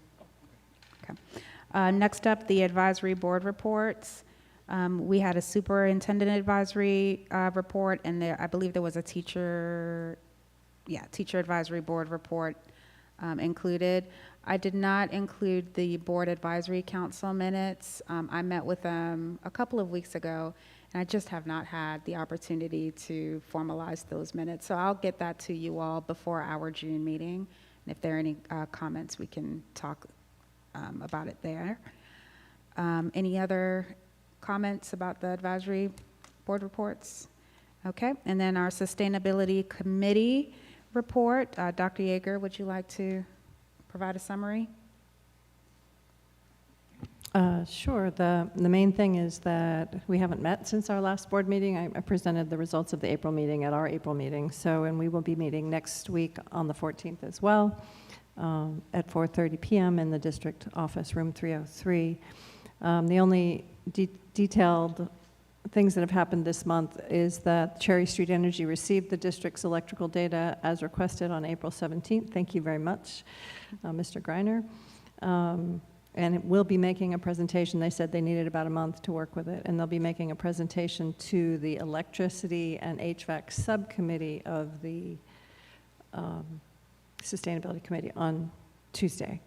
And then we'll have a written report, and then we'll see where those are. We'll share that with the board if they're interested. There was also quite a bit of discussion around the field trip that was discussed and planned for students this spring, and I think they decided it was just too hard to pull it together in April or May, and so with all the testing and all the construction, so they've planned to do their on-site demonstration for the summer school, which is really exciting, and then make a plan for the fall at Clark Middle and also the Career Academy. And then finally, I think mid-year assessment will be done. The board president, Dr. Anderson, will meet with the two co-chairs and discuss the sort of half-year plan. That's all I have. Thank you so much, Dr. Yeager.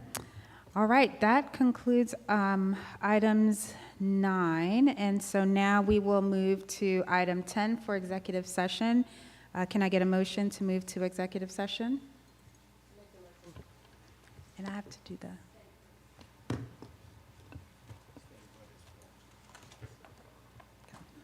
Y'all, you don't really have to read, oops. So before the vote, I state what Oh, it's did you for, change it? or Okay. after the vote? State before the vote? Yes. Okay. It's in the motion. Okay, so there is a motion to move to executive session on the floor. The reason for this executive session is to discuss or deliberate upon, wait. I know, but which one? Okay. Oh, yeah. Okay. To discuss or deliberate upon the appointment, employment, compensation, hiring, disciplinary action, or dismissal, or periodic evaluation or rating of a public officer or employee, or to interview applicants for the position of superintendent. All right. Go ahead and call for a vote. There is a motion on the floor. All in favor? Aye.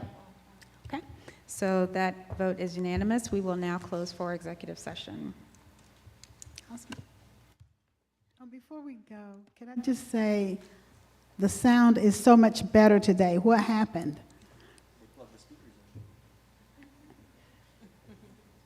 We love it. My ears are so happy.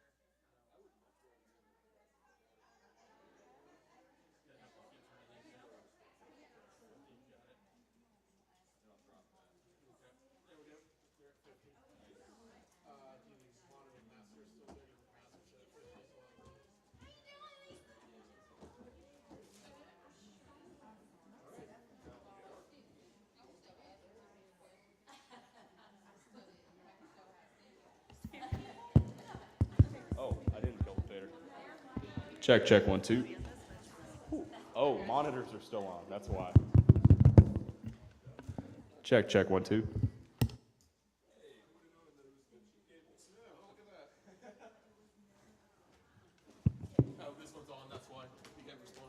Check, check, 1, 2. Oh, that.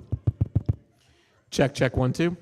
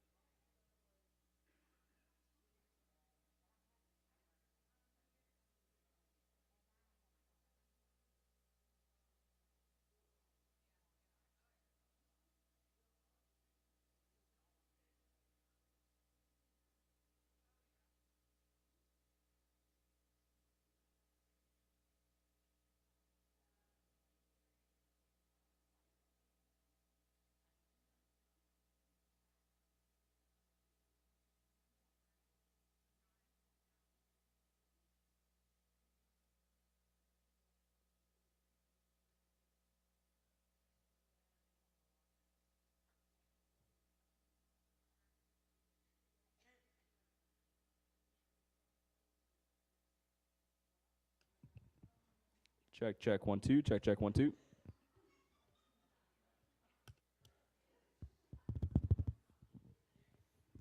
Check, 1, 2. Check, check, 1, 2.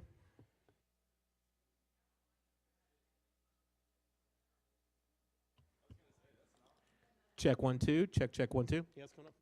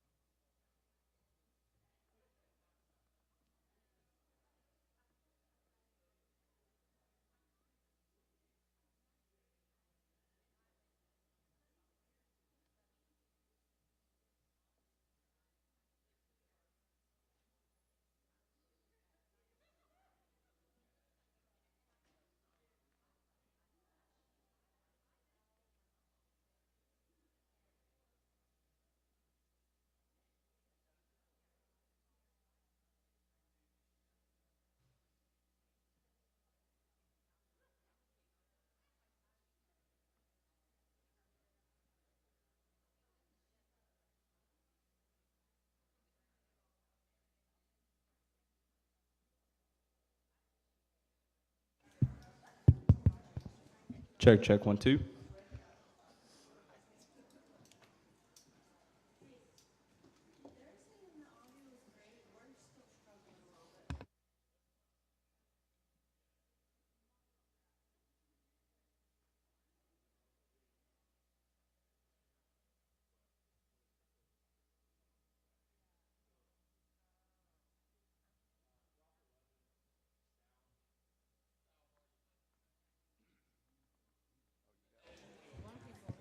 Check, check, 1, 2.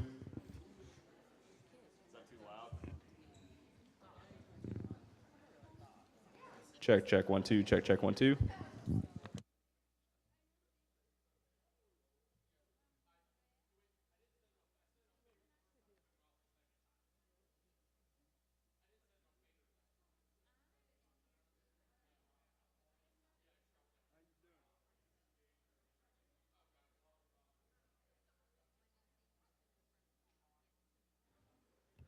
Check, check, 1, 2. Check, check, 1, 2.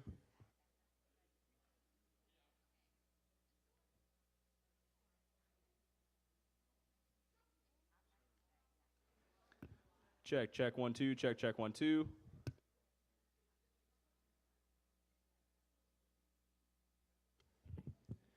Check, 1, 2. Check, 1, 2.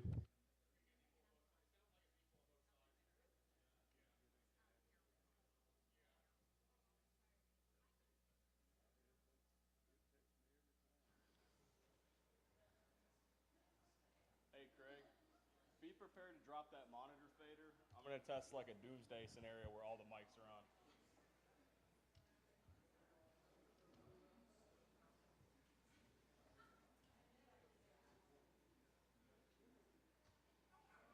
Check, check, 1, 2. Check, check, 1, 2.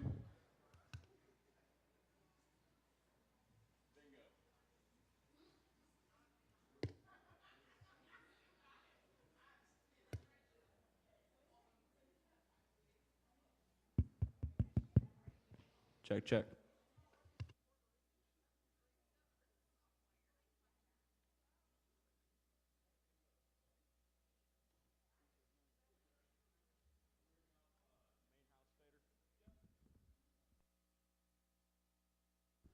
Check, 1, 2. Check, 1, 2.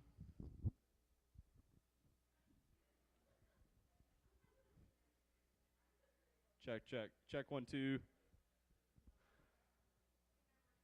Send on faders. Monitors. Monitor 1.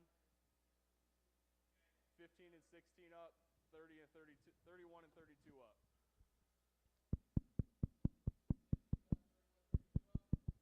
Check, check, 1, 2. Check, check, 1, 2. Is it max? What are we at? Unity? We're at 5. Okay. Check, 1, 2. Check, 1, 2. Check, 1, 2. I think that's great.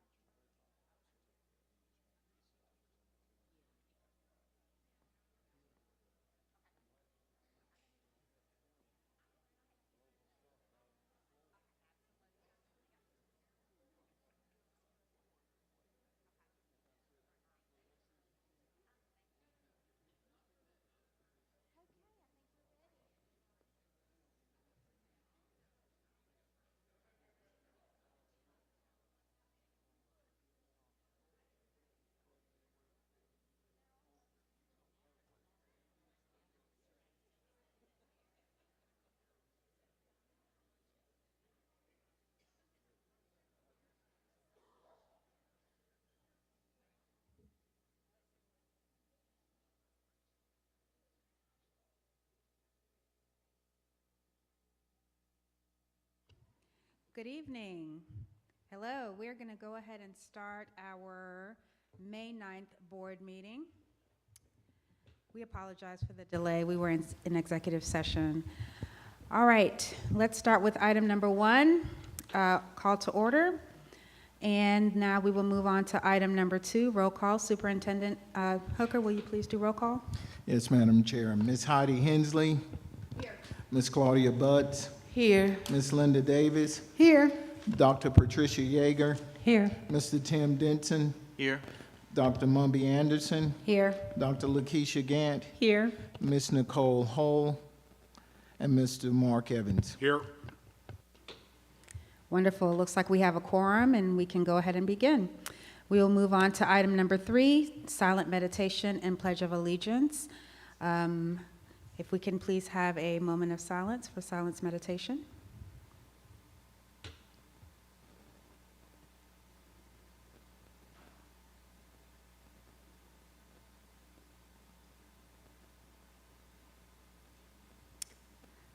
Thank you. And now we will move to the Pledge of Allegiance. And the flag is right behind us here. I pledge allegiance To the flag of the United States of America and to the republic for which it stands, one nation, indivisible, liberty and justice for all. My man. We need to make him up. Yes, I heard some extra loud voices out there. That was wonderful. Thank you. All right, we will now move on to item 4, recognitions and awards.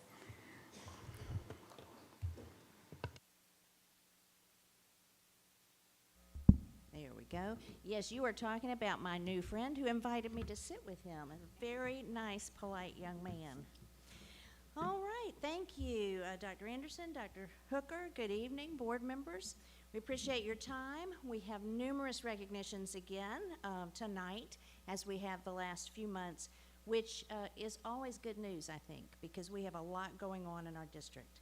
Tonight, we'll highlight many of our exceptional students and staff to carry us through the end of the year, and then we'll take a little hiatus over the summer and start again in the fall.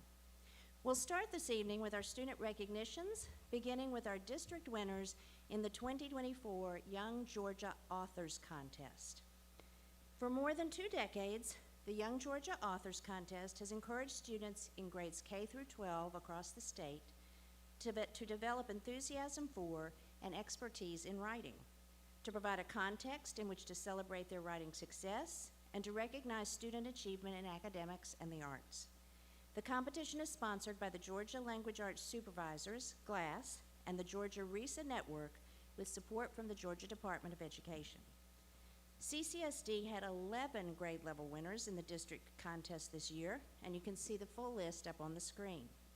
We are pleased to be joined by a few of these students tonight and want to take time to recognize them. I'll ask these students to come forward and stand in the stage with your certificates when you hear your name. First, we have our 2nd and 3rd winners, both from Barrow Elementary, Sahas Gamaj and William Marsh. Sahas and William, if you're here, come on up.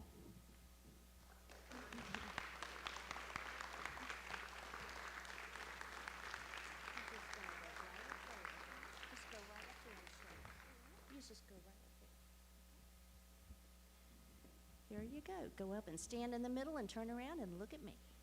We're going to take your picture in a minute, okay? From Barnett Shoals Elementary, our 5th grade winner, Savannah Dunn. Savannah?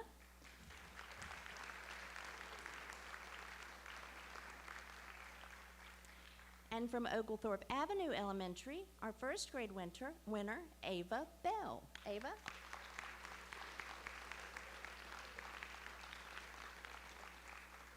We also have the parents of our 12th grade winner, Isabella Westrich of Clark Central, here with us because Isabella was unable to attend this evening due to work. So I'd like to ask her parents to come on up as well because I think you had a part in this.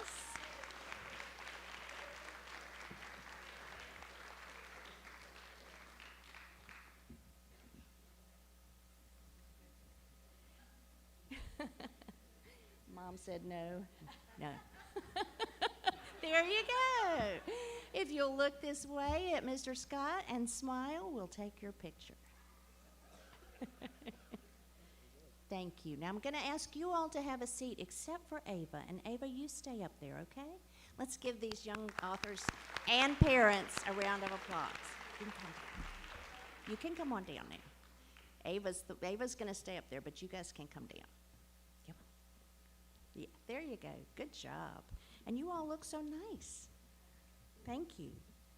In addition to her district win for her story, It's Not Easy Being a Big Sister, Ava was not only named the first grade winner for Northeast Georgia RESA region, but she was also named the first grade winner for the entire state of Georgia.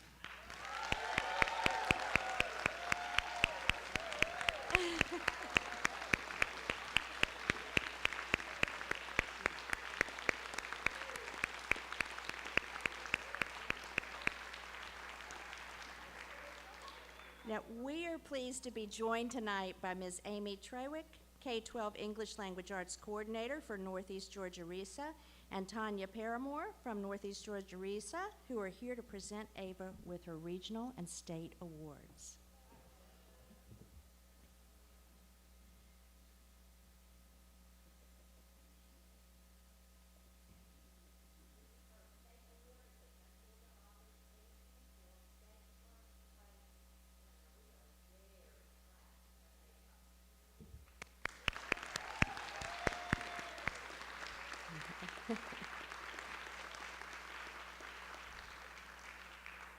Thank you very much, Ava, and to Ava's family and all the people here from Oglethorpe tonight. Thank you for supporting this young author. And Ava, we can't wait to read your next story. All right, next we'd like to recognize our class of 2024 STAR students. We have with us Patrick Allen of Clark Central High School and Art Conway of Cedar Shoals High School. I'll ask them to make their way to the stage as I tell you a little bit about the STAR student, and then we'll introduce each of them. The STAR Student Teacher Achievement Recognition Program, created in 1958 by the Georgia Chamber of Commerce and now sponsored by the Professional Association of Georgia Educators, recognizes the senior at each high school with the highest SAT score on any single test date who is also in the top 10% of their class based on grade point average. Every STAR student also names a STAR teacher who has influenced them in their academic pursuits. The Athens Area Chamber of Commerce sponsors the local STAR Students Award. First up, we have Patrick Allen. Patrick, who in addition to being Clark Central STAR student, was named the winner for the Clark County system as well, which includes, absolutely.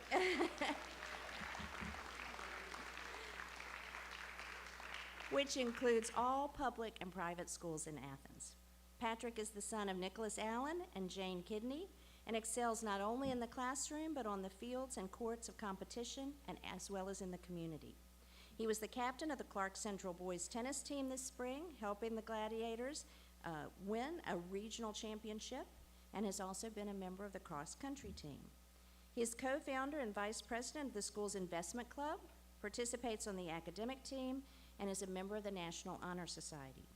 Outside of school, he founded a tennis program which provides donated food to local food banks. Patrick plans to attend the University of Georgia, where he was recently named a recipient of the prestigious Foundation Fellowship, the university's top academic scholarship. Congratulations, Patrick.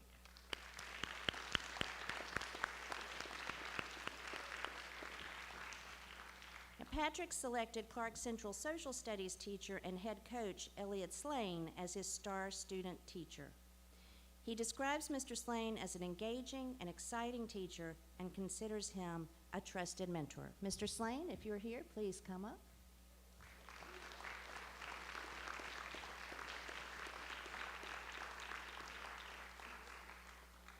Please join me once again in congratulating Patrick Allen and Elliot Slane from Clark Central.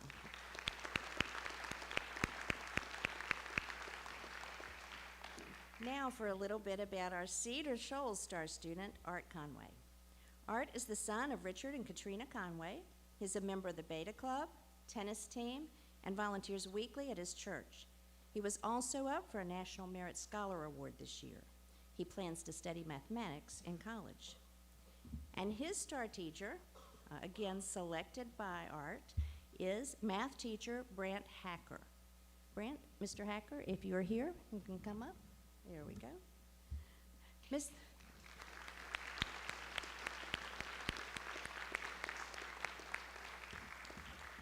Art credits Mr. Hacker with encouraging him to push his boundaries academically.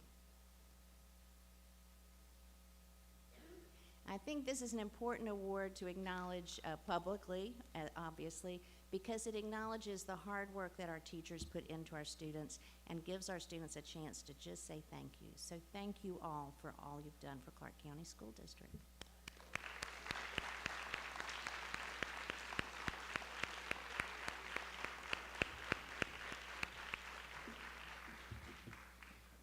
Next, we'd like to recognize 6 of our high school students, 5 from Clark Central and 1 from Cedar Shoals, who have been selected as finalists for this year's Governor's Honors Program. GHP is a residential summer program for gifted and talented high school students who will enter either the junior or senior year in the fall. The program offers instruction that is designed to provide students with enrichment in the area of talent, so that they can become the next generation of global critical thinkers, innovators, and leaders.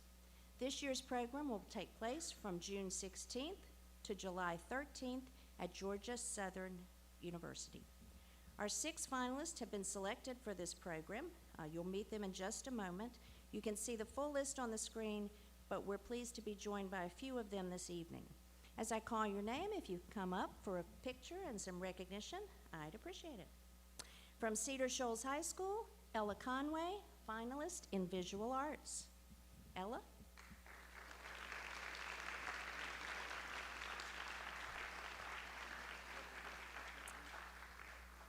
From Clark Central, Wyatt Meyer, finalist in communicative arts.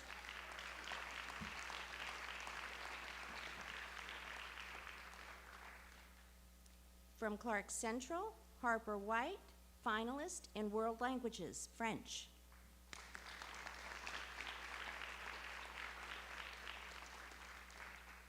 From Clark Central, Noah Kilpatrick, finalist in mathematics.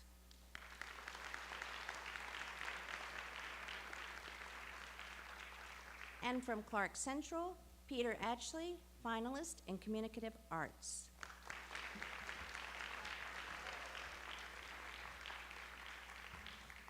Violet Cantarella from Clark Central, finalist in communicative arts, could not be with us this morning. Thank you all and congratulations. Have a wonderful experience. Thank you. You may be seated.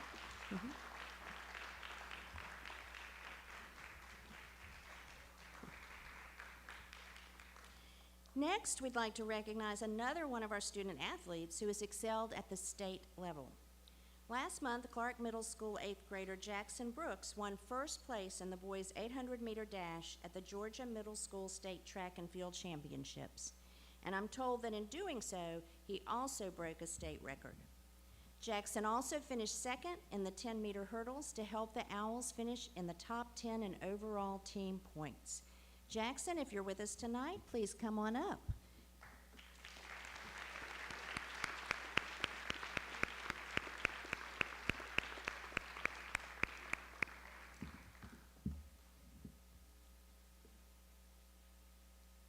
Thank you. I think you broke a record for the time to get up here too, so congratulations.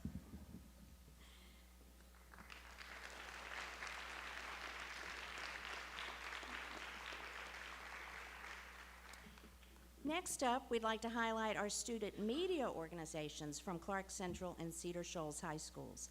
The Odyssey Media Group at Clark Central, consisting of the Odyssey News Magazine and website, and the Iliad Literary Art Magazine, and Cedar Shoals Blueprint Magazine and WJAG-TV have long been ranked among the most distinguished and award-decorated high school student media organizations in the state and southeastern region, as well as across the nation. Both organizations have a long-running tradition of championing scholastic journalism and providing exceptional coverage of their school communities. This year was no exception. On these next couple of slides, you'll see highlights of the many awards and recognition, way too many to read out, but many, many for you to see and appreciate, won by both schools. Starting with the awards won by the Odyssey Media Group, here are just a few. We especially want to bring your attention to two Odyssey staff members winning the top 2 Student Journalist Award from the Georgia Scholastic Press Association. Editor-in-Chief Molly Harwell was named 2024 Georgia Champion Journalist of the Year. Molly, come on up.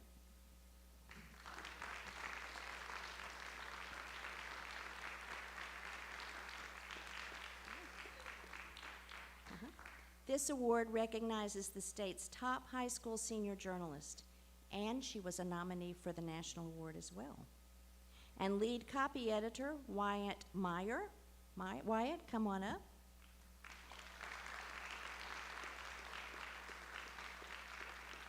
Won the Georgia Junior Champion Journalist Award given to the top high school junior journalist. News editor Isabella Westrich, a senior, was named Student Journalist of the Year by Youth Journalism International in its 2024 Excellence in Journalism contest. Isabella, are you here? I believe. Oh, that's right. Is it Mom's turn? No, okay.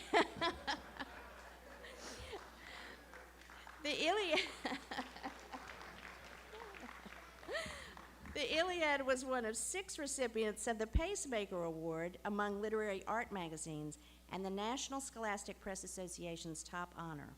And the Odyssey Media Group won dozens and dozens of awards and recognition at the state, regional, and national levels. Representing the Odyssey tonight, and I'll ask you if you're not already on stage to come on up for a group picture, are Molly Harwell, Wyatt Meyer, Aza Khan, Maya Clement, Ali Hendershot, and faculty advisor David Ragsdale. Come on up.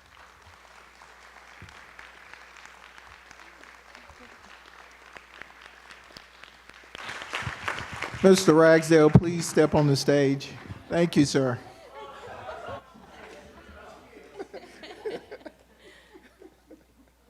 All right, there you go. We'll get him one way or the other up there. Right? Thank you all very much, Clark Central, and congratulations. You may have a seat.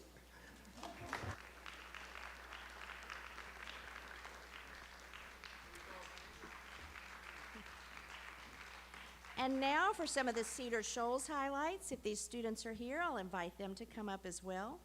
Among them, junior Ruby Calkin, who won the Georgia Scholastic Press Association's First Amendment Essay Contest for the 2nd consecutive year. She was followed by fellow junior Delia McElhannon, who finished 2nd.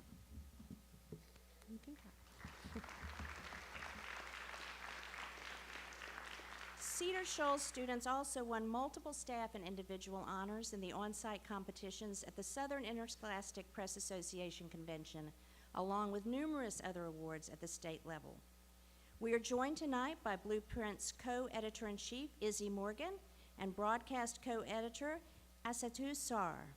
The Blueprint's faculty advisor is Mark Ginsberg. If those students and advisor are present, I'll invite you to come up for a photo. That's okay. You're just fine.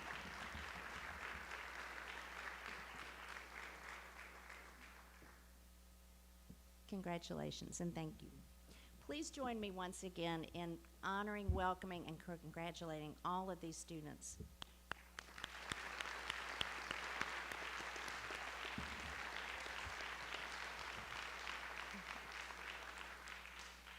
Now on to our Employee of the Month. This year's Employee of the Month is Janelle Bloom, 3rd grade teacher. Come on up, Miss Bloom. At Johnny Lay Burks Elementary.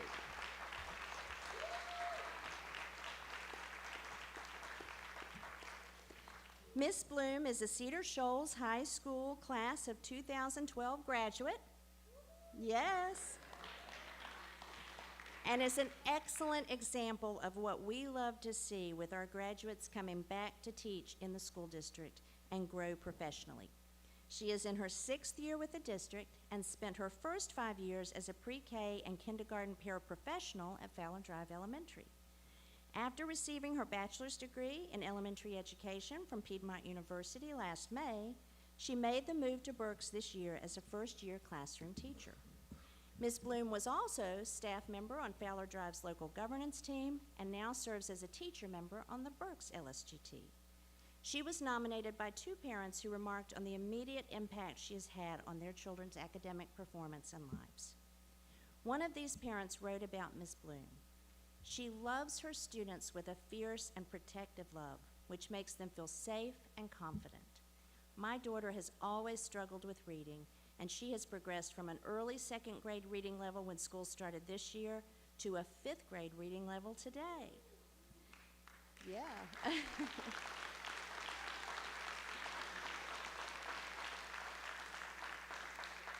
She is more confident in the classroom than ever before. I have also served alongside Ms. Bloom on the school's LSGT. She offered steady and thoughtful leadership at a time of transition in our school. I know it's hard to hear great things about yourself. Berks Principal Matt Snow, who I'll invite to join us as well for some photos. Come on up. Yeah. You want to go too? Said this: Ms. Bloom consistently goes above and beyond in her role, embodying our core values and demonstrating a true commitment to excellence. Her passion for education and unwavering support for our students and staff make her a truly deserving recipient of this award. Please join me in congratulating Ms. Janelle Bloom.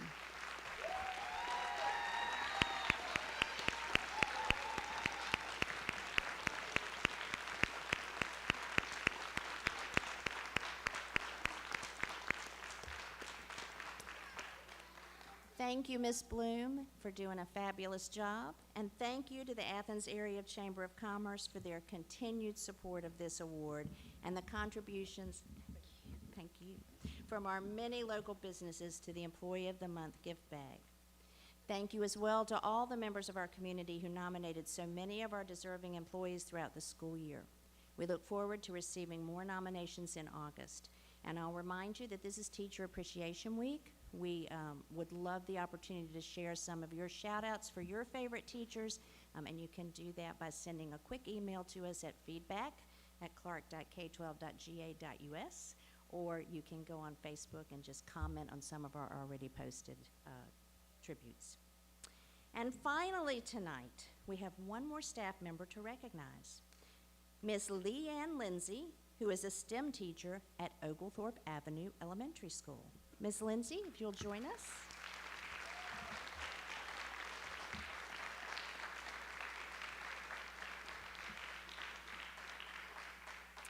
Each year, the Georgia Youth and Science Technology Centers Incorporated, a nonprofit headquartered at Kennesaw State University, recognizes excellent science, technology, engineering, and mathematics teachers from across the state who thoughtfully engage their students with innovative classroom lessons. This year, they selected 27 educators from across the entire state for this honor, and Ms. Lindsay was among them. Ms. Lindsay currently teaches STEM to students in grades K through 5, sponsors the STEM Club, and leads STEM night events at her school. She was chosen for this award for her innovative work in the classroom, helping students understand plant and animal cells. As part of this award, Oglethorpe Avenue also received $500 for her to integrate 3D modeling software and 3D print design solutions with her 3rd through 5th grade students. Ms. Lindsay, thank you for representing us so well and for all you do. And we have some things for you from the Georgia Youth Science and Technology Center. Thank you so much.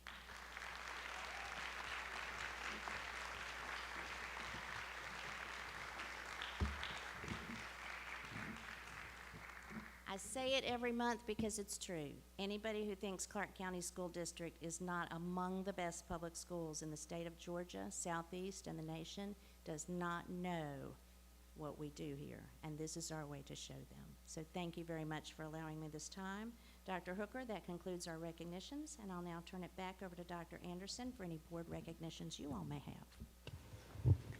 Thank you so much, Dr. Moore, and thank you for a wonderful year of compiling all of our recipients and bringing that in front of the board and the community and really celebrating our students, teachers, and staff. We really appreciate you for what you've done. Would anyone in the board like to make any public recognitions? Okay. I will just... I do have one, and that is Howard B. Stroud Elementary this year won the, I believe, 13th annual African American Black History Quiz Bowl. It was their first time entering. There were 9 students that participated.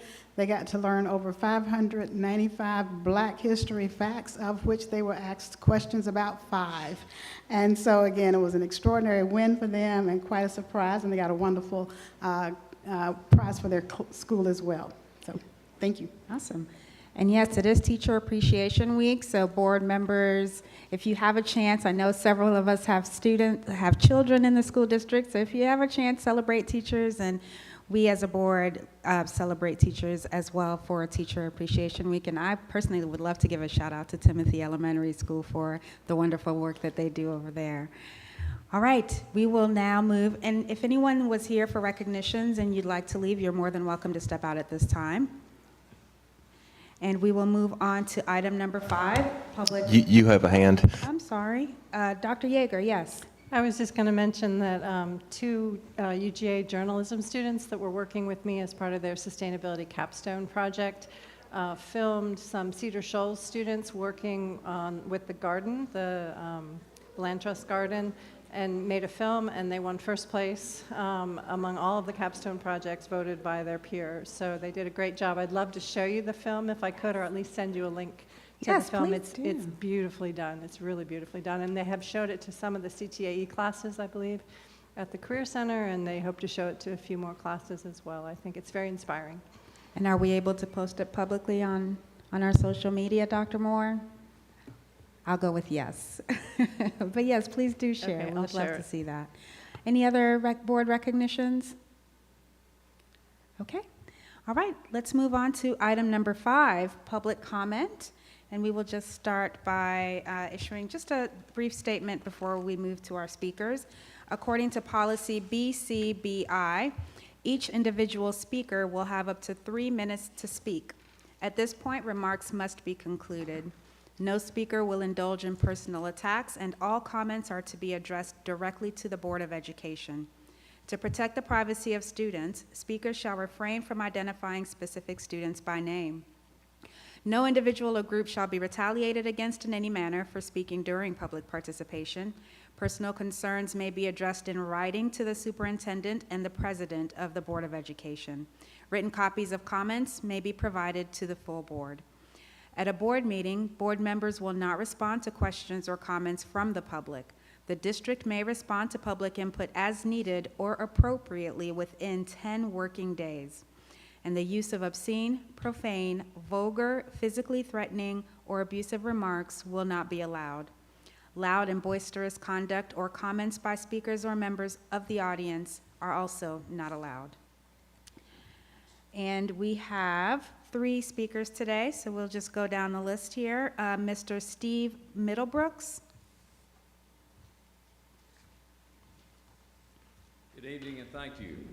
I have 2 or 3 points that I would hope to get across. First of all, the first point is I support public education. Both of my sons attended Clark Central, got a good education. I've been a mentor in the school system. I've supported the mentor program, I think probably since its inception, and from a financial standpoint. So I want to support Clark County school system. Recently, our companies have committed to the Books for Keeps, Get Comfortable 3rd grade reading proficiency program by adopting the classroom. So I only say this to say I support public education in Clark County public education. But my concerns continue to increase by a number of things, and I'll go back to this Get Comfortable program, and I'll probably digress because I will address the budget and the excess of the budget, and I would hope that the Board of Education would invest in this program by supporting it and underwriting it. The next portion is either my company or myself, we pay over $115,000 in taxes, only attributed to the Board of Education. This does not have anything to do with ad valorem taxes, strictly for the Board of Education. So we have a vested interest. So from an input standpoint, if I'm incorrect, I surely would like someone to respond to me at a later date and tell me, but when I look at the excess estimated funds of $132 million, and then in 24 and in 25 of $96 million, those are huge, huge numbers. But then when I take a look at the public hearing being on June 3rd, 4th, and 12th, with a decision to be made on the 13th, these public hearings appear as a consumer, as an individual, as a constituent, to simply be window dressing.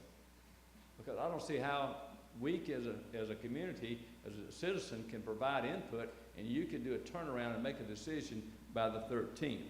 So I would ask you to strongly consider going forward to give further consideration to address these items, please. Thank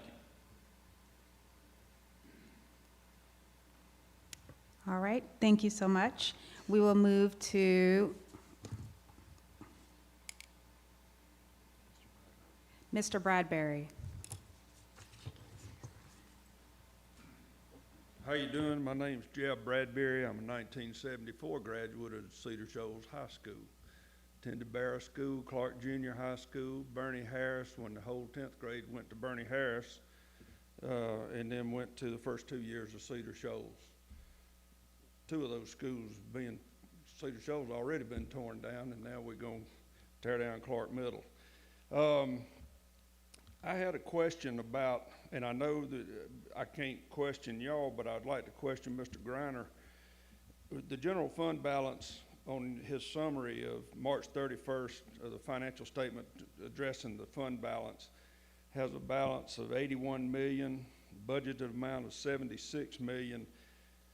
Did we take $6 million out of the fund balance to buy the Rutland Center? We don't do question and answer. It's for public comment. Well, if you did, then that fund balance would be $6 million more dollars.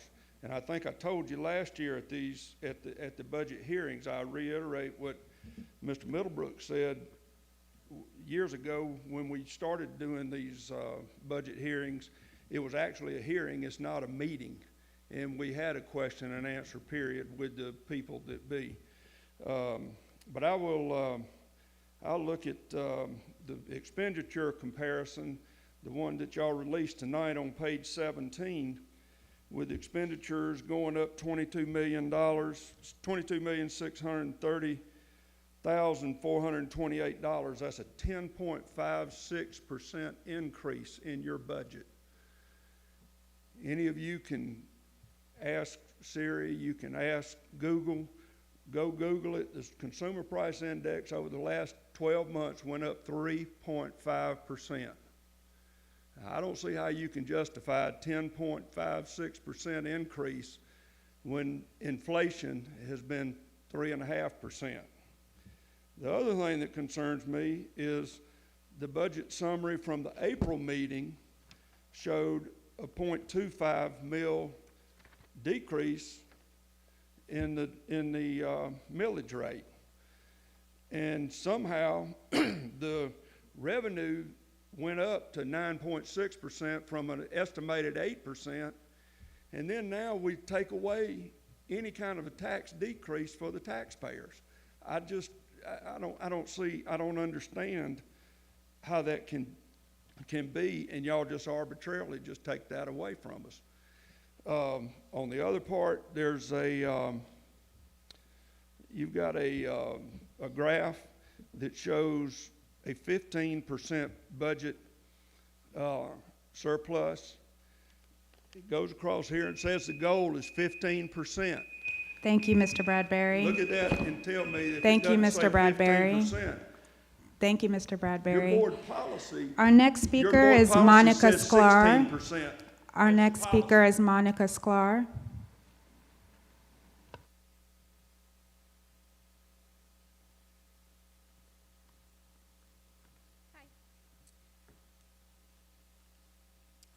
Dr. Monica Sklar. I've got 2 kids in the public schools here, and we live right in town.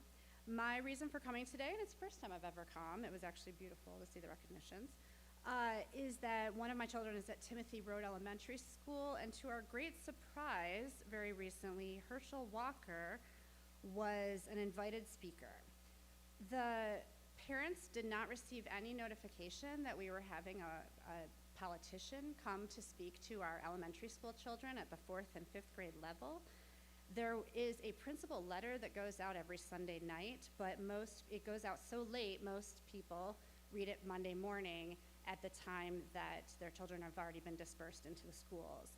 So that letter indicated, to our surprise, that there would be a politician that is very, very partisan on one side, coming to speak to 4th and 5th graders. And granted, we're all aware, football player of Georgia, has no connection that is known to Timothy Road. And so this caused a lot of chatter and distress among families and a great deal of conversation.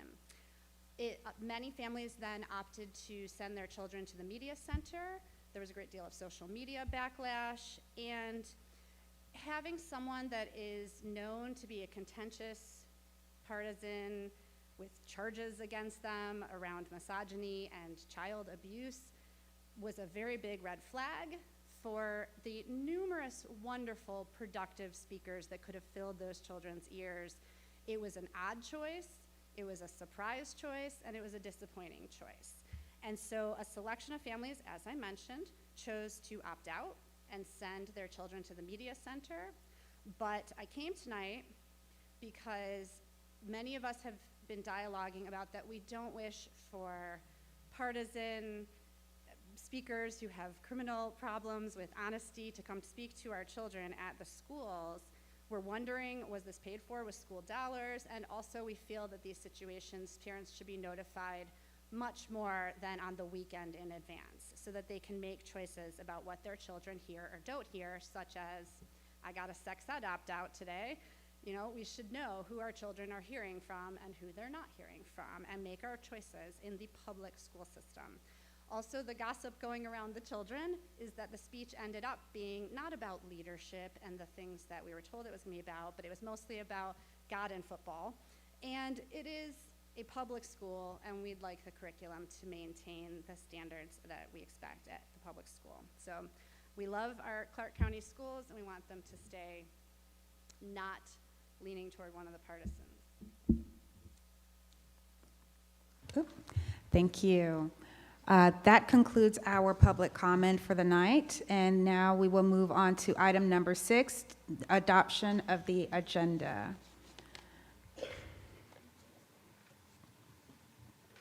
Make a motion that we adopt the agenda. Second. All right, motion made by Dr. Evans, seconded by Ms. Hensley. Can I get a vote? Okay. That motion passes. We will move on to item number 7, Superintendent's report. Dr. Hooker?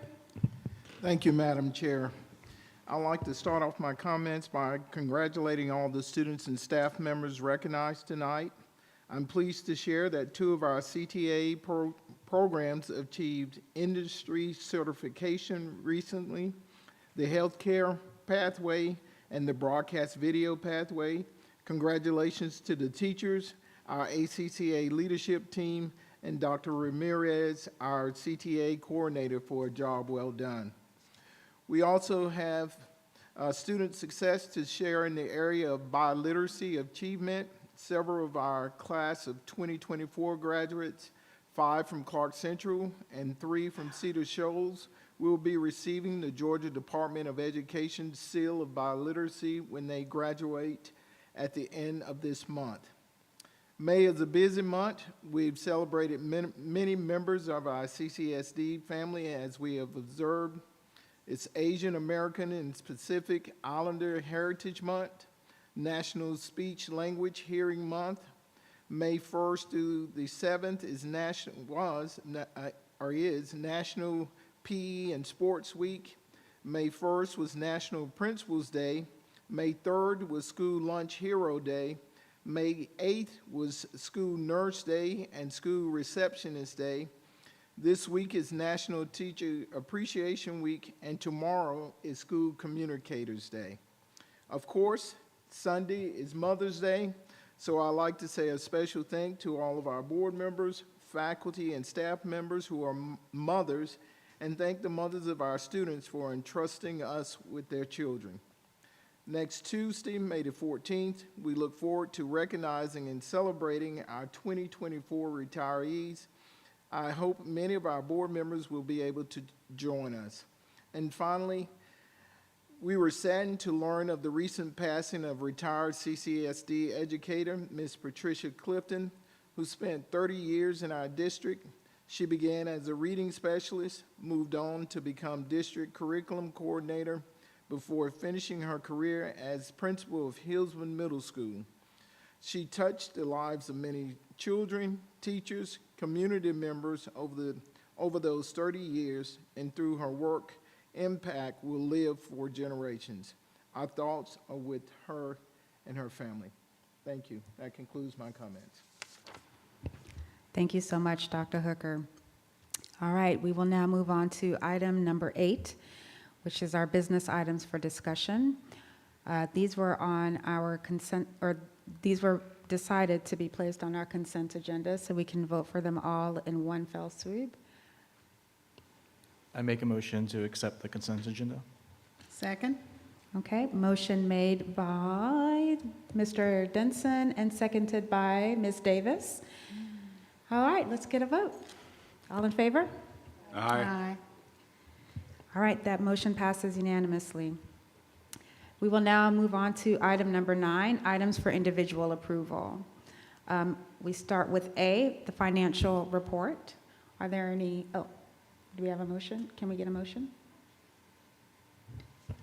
I move that we accept the financial report. Second. All right, that'll open up the floor for discussion if anyone has any thoughts, comments, or questions. Okay.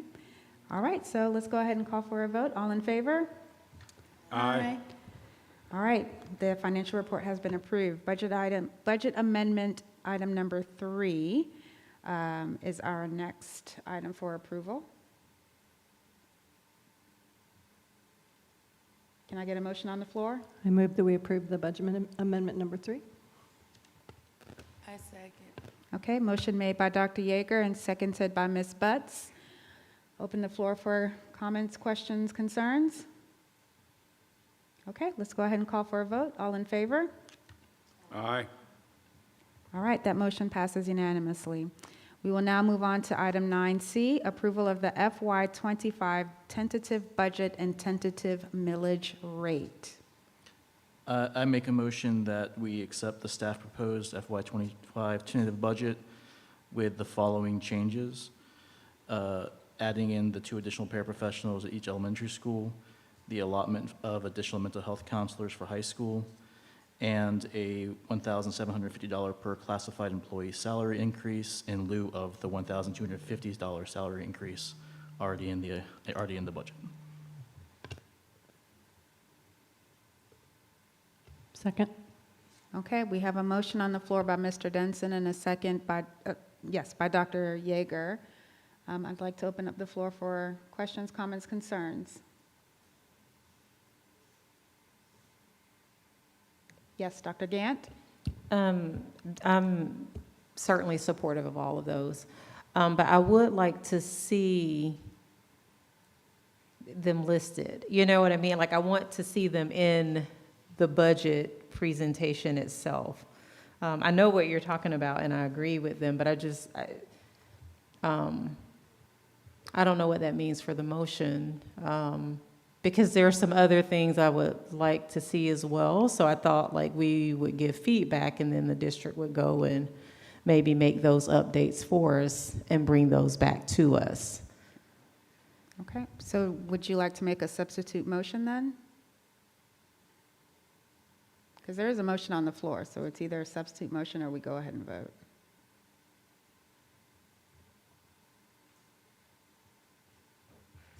I Can I ask guess. a point of clarification, Madam Chair? Yes. Yes. Mr. Denson, so what you're saying is that instead of just 2 parapros, we're looking at 4 parapros, and then hiring more mental health, like 4 more mental health counselors? This would be the additions that were in our presentation and they're in our book. The one that Mr. Griner did tonight with the... It's that there would be 2 additional paraprofessionals Yes, at Ms. each Palmer, do elementary you school. mind pulling it up for us so we're all on the same page? So that would be the ARPA position, so slide number... Hey, Lisa, it would go back to the April 16th presentation. That's probably the best way.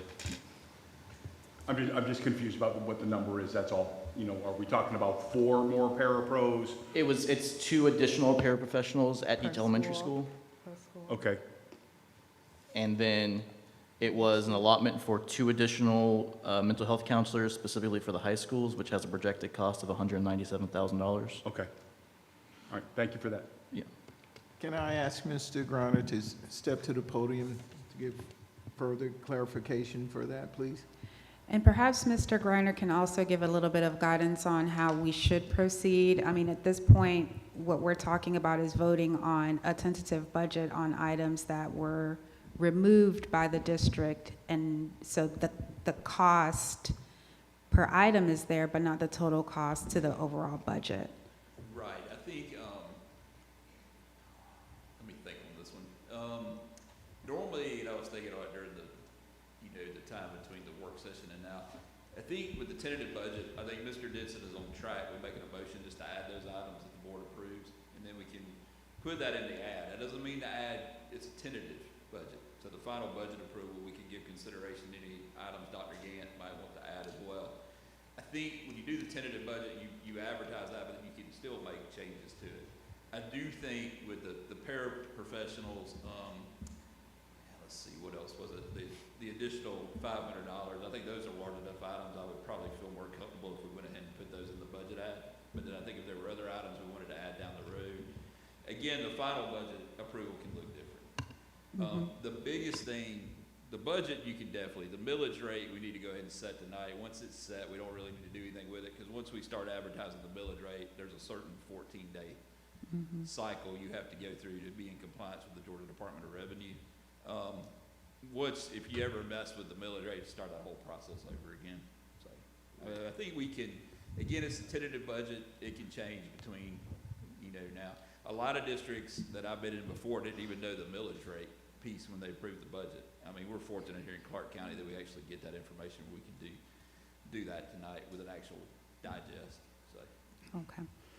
Okay, so what I heard Mr. Griner say is we can approve this tentative budget with the amendments that Mr. Denson proposed, and there's still time between now and June for additional discussions to be had about items that can be included in the final budget that's approved in June. If members are not comfortable with that and would rather have another discussion with these items added and perhaps other items, we can go ahead and vote and see where the members stand as a group. Can we move forward that way? And then if it's not approved, then we can, okay. Okay. I'm sorry, Dr. Anderson. I ran the numbers. I didn't include the mental health counselors, Mr. Denson, but I can. I think we're using about $6.5 million in reserves based on the addition of the paraprofessionals and the additional $500 for classified. And you did say that kept us at about 20%. It's a little over 20% of the fund balance. The counselors, adding those 2 positions around 200,000 and going to change the percentage that much because of the volume. So yeah, we're still going to be above 20%. Okay. All right, so are we comfortable to make a vote with Mr. Denson's amendments now and just see where we land? Okay. Can I go ahead and get Madam Chair, I just want to clarify, and I may have just missed it. Did your motion include the tentative millage rate approval as well, Mr. Denson? It did, because it was passing the staff proposed FY 2025 tentative budget. I can make it explicit. That also sets the millage rate at 18.8. Thank you. Okay. Would anyone else like to speak their piece now about this tentative budget before we vote? All right. I'm sorry, I just Yes. have a quick thing. So you mentioned, Mr. Griner, that that keeps us at about 20%. Is that what you? Turn that off, I'm sorry. Yes, ma'am. A little Okay. bit, Dr. Gann, a little over 20%. Okay. State guidelines, the 15%, I will tell you, there are not many districts in the state of Georgia right now at 15%. I looked at a neighboring county's budget last night. They're still, even taking a large amount out of reserve, they're still gonna be over 25% Okay. general fund. So I think it gets us more in line. I do feel like with a lot of the stuff we mentioned earlier, the legislative changes we don't know about with the tax digest going forward, I think that's where Dr. Hooker and I got, we just felt comfortable with that 20%. The old 15% is a guideline from the Georgia Department of Education, but they've kind of, in lieu of all the ARPA funds that have been available the last several years, they've kind of backed off of that. It used to actually be an audit finding or recommendation if you were over, but they don't even include that anymore. All right, okay, so we have a motion on the floor. I believe we have a second. So I'm going to go ahead and call a vote, and we'll just see where everyone lands. All in favor of approving the FY25 tentative budget and tentative millage rate? All in favor? Aye. All right. So the tentative budget and the tentative millage rate have been approved for FY25. And just as a reminder to the public, the final budget will be approved or will be discussed again before it is approved at our June 9th meeting. So this is not the final budget vote. All right, we will move on to the policies for approval. And if you remember, we had a pretty robust discussion about just kind of seeing where everyone lands with this. And if the group decides that the proposed rescinded policies, they would prefer to have a further discussion about that, you are welcome to vote down this collective vote. And then if we vote down the collective vote, then what we'll do is just go item by item and vote on the policies, on the itemized policies, just to make sure that everyone's landing on the right side of this with the itemized policies. But I'd first like a group vote on all of the proposed policies and the proposed policies to be rescinded. All right? I can't call for a vote, that's just my thoughts. I move that we approve the policies as listed in the agenda. A second. Okay. The motion has been made by Dr. Yeager and seconded by Ms. Denson, by Ms. Hensley. It is late, y'all. By Ms. Hensley. And now the floor is open for discussion. Any thoughts, comments, or questions? Okay. All right, so let's go ahead and call for a vote. All in favor of approving the policies listed here. I lost my page. The policies listed under item 90. All in favor? Aye. Okay. All opposed? Okay. That motion. There we go. Oh, sorry. All right, that motion passes 6-2. Okay, we will now move on to item 10, executive session. Need to make a motion? I make a motion, we move into executive session. Oh, yes, I do. It's after, sorry, okay. We will now move to item 10, executive session to discuss items under policy BI. Nope, that's not right. You can just say executive session for personnel. Okay, executive session for personnel. Thank you, Mr. Pruitt. Can I get a? Make a motion. All right, motion made by Dr. Evans, seconded by Ms. Hensley. All in favor? All right. Motion passes. We'll move on to executive session. Thank you.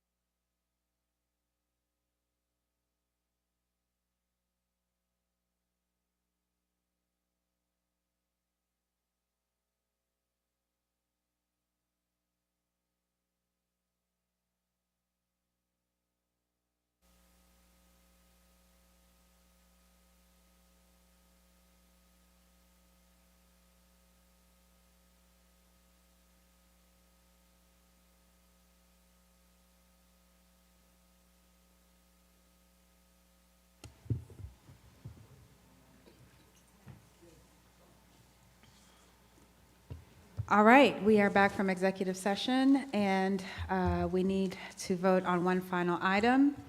10A, Personnel Board Report Addendum. Do we want to wait for Dr. Evans? I think he's, sorry. We'll pause for just a second. It's like, where's our VP?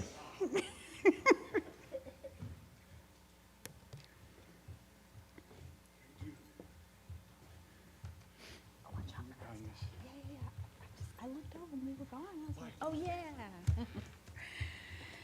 Okay, all right, we've got all our members here. 10A. Need a motion? I move that we approve the personnel addendum 10A. Second. Okay, we've got a motion on the floor by Dr. Yeager, a second by Dr. Evans, and it's open for, no, it's not open for discussion, it's personnel. All right, let's go ahead and get a vote. All in favor? Aye. Aye. Fantastic. Ms. Davis, was that a aye for recording purposes? Oh, okay, I'm sorry, I didn't hear you. All right, fantastic. That motion passes unanimously. And we will now move forward with item 11, adjournment. Move, we adjourn. Happy birthday. Happy birthday. All right, let's, can I get a second? I second. All right, motion made, Ms. Hensley, happy birthday, and seconded by Ms. Butts. All in favor? Aye. Good night, everybody.